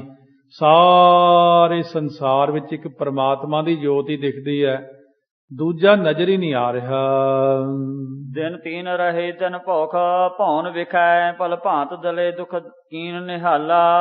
3 ਦਿਨ ਤੱਕ ਮਹਾਰਾਜ ਸੱਚੇ ਪਾਤਸ਼ਾਹ ਦੇ ਘਰ ਵਿਖੇ ਰਹੇ, ਬੜੇ ਤਰੀਕੇ ਨਾਲ ਦੁੱਖ ਦੂਰ ਕੀਤੇ, ਨਿਹਾਲ ਕੀਤਾ, ਕਿਰਪਾ ਕੀਤੀ। ਮਨ ਚੀਨ ਲਈ ਮਹਿਮਾ ਗੁਰ ਕੇ ਪਦ ਪੰਕਜ ਸੇਵ ਕਰੰਤ ਵਿਸਾਲਾ। ਗੁਰੂ ਦੀ ਮਹਿਮਾ ਜਾਣ ਲਈ ਮਨ ਦੇ ਅੰਦਰ ਹੁਣ ਚਰਨਾਂ ਕਮਲਾਂ ਦੇ ਵਿੱਚ ਹਮੇਸ਼ਾ ਬੈਠ ਕੇ ਸੇਵਾ ਕਰਦਾ ਹੈ, ਕਿਉਂਕਿ ਬ੍ਰਹਮ ਗਿਆਨ ਦੇਤਾ ਗੁਰਾਂ ਨੇ, ਏਡੀ ਵੱਡੀ ਦਾਤ ਨਹੀਂ ਮਿਲਦੀ ਕਿਸੇ ਨੂੰ। ਲਿਵ ਲਾਗ ਅਨਾਹਦ ਕੀ ਧੁਨ ਸੋ ਭਨੀਏ ਭਾਬੰਧਨ ਜੋ ਜਮ ਜਾਲਾ। ਹੁਣ ਜਿਹੜੀ ਲਿਵ ਲੱਗ ਗਈ ਅਨਾਹਦ ਕੀ ਧੁਨ ਸੋ, ਅਨਾਹਦ ਪਰਮੇਸ਼ਰ ਦੀ ਉਹ ਧੁਨ ਲਗਾਓ ਜਿਹਦੀ ਹੱਦ ਨਹੀਂ ਹੁੰਦੀ, ਲਗਾਤਾਰ ਨਾ ਮੁੱਕਣ ਵਾਲਾ ਲਗਾਓ। ਅਨਾਹਦ ਧੁਨ ਦਾ ਮਤਲਬ ਕੰਨਾਂ ਦੀ ਘੂੰ-ਘੂੰ ਤੋਂ ਮਤਲਬ ਨਹੀਂ ਹੈ, ਕਿਉਂਕਿ ਇੱਥੇ ਅਨਾਹਦ ਦਾ ਫਲ ਭਾਵਬੰਧਨ ਦਾ ਟੁੱਟਣਾ ਤੇ ਜਮ ਜਾਲ ਦਾ ਕੱਟੇ ਜਾਣਾ। ਕਵੀ ਜੀ ਲਿਖ ਰਹੇ ਨੇ, ਕੰਨਾਂ ਵਿੱਚ ਸੁਣੀ ਜਾਣ ਵਾਲੀ ਆਵਾਜ਼ ਆਕਾਸ਼ ਦਾ ਗੁਣ ਹੈ, ਉਹ ਭਾਵਬੰਧਨ ਵਿੱਚ ਹੈ। ਅਨਹਦ ਦਾ ਗੁਣ ਗੁਰੂ ਮਹਾਰਾਜ ਸੱਚੇ ਪਾਤਸ਼ਾਹ ਸੋ ਇਸ ਤਰ੍ਹਾਂ ਲਿਖਦੇ ਨੇ, ਇਸ ਢੰਗ ਦੇ ਨਾਲ ਇਹ ਜਿਹੜਾ ਅਨਹਦ ਵਾਜਾ ਹੈ, ਭ੍ਰਮਭਉ ਭੱਜ ਹੈ, ਸਾਰਾ ਅਨਹਦ ਸ਼ਬਦ ਜਦੋਂ ਵੱਜਦਾ ਹੈ ਉਹ ਹੋਰ ਚੀਜ਼ ਹੁੰਦੀ ਹੈ। ਸੋ ਇਸ ਤਰ੍ਹਾਂ ਗੁਰੂ ਸਾਹਿਬ ਦੀ ਬਖਸ਼ਿਸ਼ ਹੁੰਦੀ ਹੈ, ਲਗਾਤਾਰ ਨਾਮ ਦੀ ਰੌਂ ਚੱਲ ਪੈਂਦੀ ਹੈ। ਪੁਨ ਆਨ ਸਥਾਨ ਹੈ ਜਾਵਨ ਕੀ ਮਨ ਮਾਹੇ ਠਟੀ ਬਿਦ ਰੂਪ ਕਿਰਪਾਲਾ। ਫਿਰ ਮਹਾਰਾਜ ਨੇ ਹੋਰ ਜਗ੍ਹਾ ਦੇ ਉੱਤੇ ਜਾਣ ਦੀ ਮਨ ਦੇ ਅੰਦਰ ਵਿਚਾਰ ਕੀਤੀ ਕਿ ਹੋਰ ਥਾਂ ਤੇ ਜਾ ਕੇ ਦੁਨੀਆ ਤਾਰ ਗਈ। ਦੋਹਰਾ ਮਰਦਾਨੇ ਸੋ ਬੁਝਹੀ ਕਿਤ ਚਲਬ ਕੀ ਚਾਹੇ। ਮਹਾਰਾਜ ਜੀ ਮਰਦਾਨੇ ਭਾਈ ਨੂੰ ਪੁੱਛ ਲੈਂਦੇ, ਕਿਉਂ ਮਰਦਾਨਾ ਭਾਈ ਹੁਣ ਕਿੱਧਰ ਚੱਲਣਾ, ਦੱਸ ਤੂੰ ਦੱਸ ਹੁਣ ਕਿੱਧਰ ਚੱਲੀਏ। ਹੇਤ ਭਗਤ ਵਿਸਥਾਰ ਕੋ ਆਨ ਕਾਜ ਕਛ ਨਾਹੈ। ਕਿਉਂਕਿ ਆਪਾਂ ਤਾਂ ਦੁਨੀਆ 'ਚ ਮਰਦਾਨਾ ਜੀ ਭਗਤੀ ਫੈਲਾਉਣੀ, ਆਪਣਾ ਹੋਰ ਤਾਂ ਕੋਈ ਕੰਮ ਨਹੀਂ। ਦੁਨੀਆ ਨੂੰ ਆ ਤਾਂ ਭਗਤੀ ਦਾਨ ਦੇਣੀ, ਲੋਕਾਂ ਤੋਂ ਭਗਤੀ ਕਰਾਉਣੀ ਹੈ ਪ੍ਰਮਾਤਮਾ ਦੀ। ਸਵਈਆ ਭੋ ਪ੍ਰਭ ਜੀ ਤੁਮ ਅੰਤਰ ਕੀ ਗਤ ਜਾਣਨ ਹਾਰ ਅਹੋ ਮਰਮਰਾਈ। ਮਹਾਰਾਜ ਸੱਚੇ ਪਾਤਸ਼ਾਹ ਤੁਸੀਂ ਮੇਰੇ ਸੁਆਮੀ ਹੋ, ਮਾਲਕ ਹੋ, ਤੁਸੀਂ ਮੇਰੇ ਅੰਦਰ ਦੀ ਵੀ ਜਾਣਦੇ ਹੋ ਮੈਂ ਕੀ ਸੋਚਦਾ ਹਾਂ। ਬੂਝ ਲਿਓ ਮਨ ਮੋਰ ਮਨੋਰਥ ਹੈ ਜਿਤ ਚਾਹੇ ਚਲੋ ਤਹ ਜਾਏ। ਮਹਾਰਾਜ ਤੁਸੀਂ ਫਿਰ ਐਂ ਕਰੋ, ਤੁਸੀਂ ਅੰਤਰਜਾਮੀ ਹੋ, ਮੇਰੇ ਅੰਦਰ ਦੀ ਜਾਣਦੇ, ਤੁਸੀਂ ਮੇਰੇ ਅੰਦਰ ਦੀ ਗੱਲ ਬੁੱਝ ਲਓ ਤਾਂ ਜਿੱਥੇ ਮੈਂ ਜਾਣਾ ਚਾਹੁੰਦਾ ਤੁਸੀਂ ਉੱਥੇ ਚੱਲੋ। ਨਿੰਦ ਕਰੈ ਬਿਨ ਬਿੰਦ ਇਹਾ ਨਰ ਮੰਦਮਤੀ ਗਤ ਮੰਦ ਪੰਦ ਭੁਲਾਈ। ਮਹਾਰਾਜ ਸੱਚੇ ਪਾਤਸ਼ਾਹ ਇੱਥੇ ਕਈ ਲੋਕ ਇਹੋ ਜਿਹੇ ਹੁੰਦੇ ਨੇ, ਫਿਰ ਬਿਨਾਂ ਜਾਣੇ ਹੀ ਐਵੇਂ ਹੀ ਮੰਦਮਤੀ ਲੋਕ ਨਿੰਦਾ ਕਰਨ ਲੱਗ ਜਾਂਦੇ, ਮੁਕਤੀ ਦੇ ਰਾਹ ਤੋਂ ਭੁੱਲੇ ਹੋਏ ਜਿਹੜੇ। ਜੋ ਤੁਮਰੇ ਔਰ ਸੋ ਤੁਮ ਜਾਨਹ ਮੋਰ ਲਾਗਤ ਹੈ ਦੁਖਦਾਈ। ਜੋ ਤੁਹਾਡੇ ਮਨ ਵਿੱਚ ਉਹ ਤੁਸੀਂ ਜਾਣੋ, ਪਰ ਮੇਰੇ ਮਨ 'ਚ ਇਹ ਗੱਲਾਂ ਦੁਖਦਾਈ ਲੱਗਦੀਆਂ ਕੋਈ ਜੇ ਨਿੰਦਾ ਕਰੇ ਤੁਹਾਡੀ। ਸ੍ਰੀ ਮੁਖ ਤੇ ਪੁਨ ਬੈਨ ਭਨੇ ਅਵਲੋਜ ਵਿਦੈ ਗਵਨੈ ਹੈ ਦੁਖਦਾਈ। ਕਹਿੰਦੇ ਹੁਣ ਮਹਾਰਾਜ ਨੇ ਸ਼੍ਰੋਮਣੀ ਮੁਖ ਵਿੱਚੋਂ ਬਚਨ ਕੀਤੇ, ਅਬ ਲੈ ਵਿਦਾ ਗਵਨੈ ਮਰਦਾਨਾ। ਕਹਿੰਦੇ ਮਰਦਾਨਿਆ ਹੁਣ ਚੱਲ, ਵਿਦਾ ਲੈ ਕੇ ਚੱਲੀਏ ਇੱਥੋਂ। ਹੋਤ ਭਲੋ ਗੈ ਰਹਿਬੋ ਤਹਿ ਸਤ ਸੰਗਤ ਕੋ ਮਿਲਬੋ ਜਿਹ ਥਾਨਾ। ਕਹਿੰਦੇ ਉੱਥੇ ਰਹਿਣਾ ਹੀ ਚੰਗਾ ਹੁੰਦਾ ਬੰਦੇ ਦਾ ਜਿੱਥੇ ਸਤਸੰਗਤ ਮਿਲੇ, ਪਰ ਸਤਸੰਗਤ ਤੋਂ ਬਾਹਰ ਨਹੀਂ ਰਹਿਣਾ ਚਾਹੀਦਾ। ਚੱਲ ਸਤਸੰਗਤ ਵਿੱਚ ਚੱਲੀਏ। ਮਾਨਵ ਦੇਖ ਦੁਖ ਹੈ ਦੁਸ਼ਟਾਤਮ ਧਾਮ ਰਹੇ ਸਿਖ ਜਾਨ ਸੁਜਾਨਾ। ਸੋ ਇਸ ਕਰਕੇ ਬੰਦੇ ਜਿਹੜੇ ਨਾ ਸੰਸਾਰ ਦੇ ਬਹੁਤ ਦੁਖੀ ਹੁੰਦੇ ਆ। ਆ ਜਿਹੜਾ ਸੁਜਾਨ ਸਿੱਖ ਭਾਈ ਲਾਲੋ ਦੇ ਘਰ ਰਿਹਾ, ਕਈਆਂ ਨੂੰ ਜਿਹੜੀ ਖੁਣਸ ਜੀ ਹੋ ਰਹੀ ਹੋਣੀ ਆ, ਮਲਕ ਭਾਗੋ ਵੱਲ ਇਸ਼ਾਰਾ ਕਰ ਰਹੇ ਨੇ, ਕਹਿੰਦੇ ਚੱਲ ਚੱਲੀਏ। ਬਹੁਤ ਲੋਕ ਤਕਲੀਫ 'ਚ ਹੋ ਜਾਂਦੇ ਫਿਰ। ਦੇਸ ਵਿਦੇਸੈ ਸੈਲ ਕਰੈ ਦਰਵੇਸ਼ ਕੇ ਬੈਸ ਭਨੈ ਸੁਖਦਾਨਾ। ਇਸ ਕਰਕੇ ਆਖਿਆ ਸੁਖਦਾਤੇ ਨੇ ਦੇਸ਼ਾਂ ਵਿਦੇਸ਼ਾਂ ਦੇ ਵਿੱਚ ਸੈਲ ਕਰਦੇ ਆ, ਦਰਵੇਸ਼ ਦੇ ਬੇਸ ਵਿੱਚ ਹੋ ਕੇ ਫਿਰ ਆਪਾਂ ਹੋਰ ਅੱਗੇ ਚੱਲਾਂਗੇ। ਇਉਂ ਦੁਨੀਆ ਨੂੰ ਤਾਰਦੇ ਹੋਏ ਮਹਾਰਾਜ ਸੱਚੇ ਪਾਤਸ਼ਾਹ ਨੇ ਇਹ ਪਹਿਲੀ ਯਾਤਰਾ ਆਪਣੀ ਪਹਿਲੀ ਉਦਾਸੀ ਸ਼ੁਰੂ ਕੀਤੀ ਹੈ। ਸਭ ਤੋਂ ਪਹਿਲਾਂ ਗਰੀਬ ਸਿੱਖ ਭਾਈ ਲਾਲੋ ਦੇ ਗ੍ਰਹਿ ਵਿਖੇ ਗਏ। ਪ੍ਰਾਣਾ ਹੀ ਭਗਤ ਹੈ ਪ੍ਰਮਾਤਮਾ ਦਾ, ਉਹਨੂੰ ਭਗਤੀ ਦਾ ਦਾਨ ਦਿੱਤਾ, ਬ੍ਰਹਮ ਗਿਆਨ ਦੀ ਦਾਤ ਦਿੱਤੀ। ਭਾਈ ਮਰਦਾਨੇ ਨੂੰ ਬਹੁਤ ਕੁਝ ਸੁਣਨ ਨੂੰ ਮਿਲਣਾ, ਉਹ ਸਾਰਾ ਕੁਝ ਆਪਾਂ ਨੂੰ ਵੀ ਮਿਲਣਾ। ਮਹਾਰਾਜ ਸੱਚੇ ਪਾਤਸ਼ਾਹ ਅਨੇਕਾਂ ਜੀਵਾਂ ਨੂੰ ਤਾਰਦੇ ਹੋਏ, ਸੰਸਾਰ ਦੀ ਯਾਤਰਾ ਕਰਦੇ ਹੋਏ, ਸਰਬੱਤ ਦਾ ਭਲਾ ਕਰ ਰਹੇ ਧੰਨ ਗੁਰੂ ਨਾਨਕ ਦੇਵ ਜੀ ਬਖਸ਼ਿਸ਼ਾਂ ਕਰ ਰਹੇ ਨੇ। ਵਾਹਿਗੁਰੂ ਵਾਹਿਗੁਰੂ।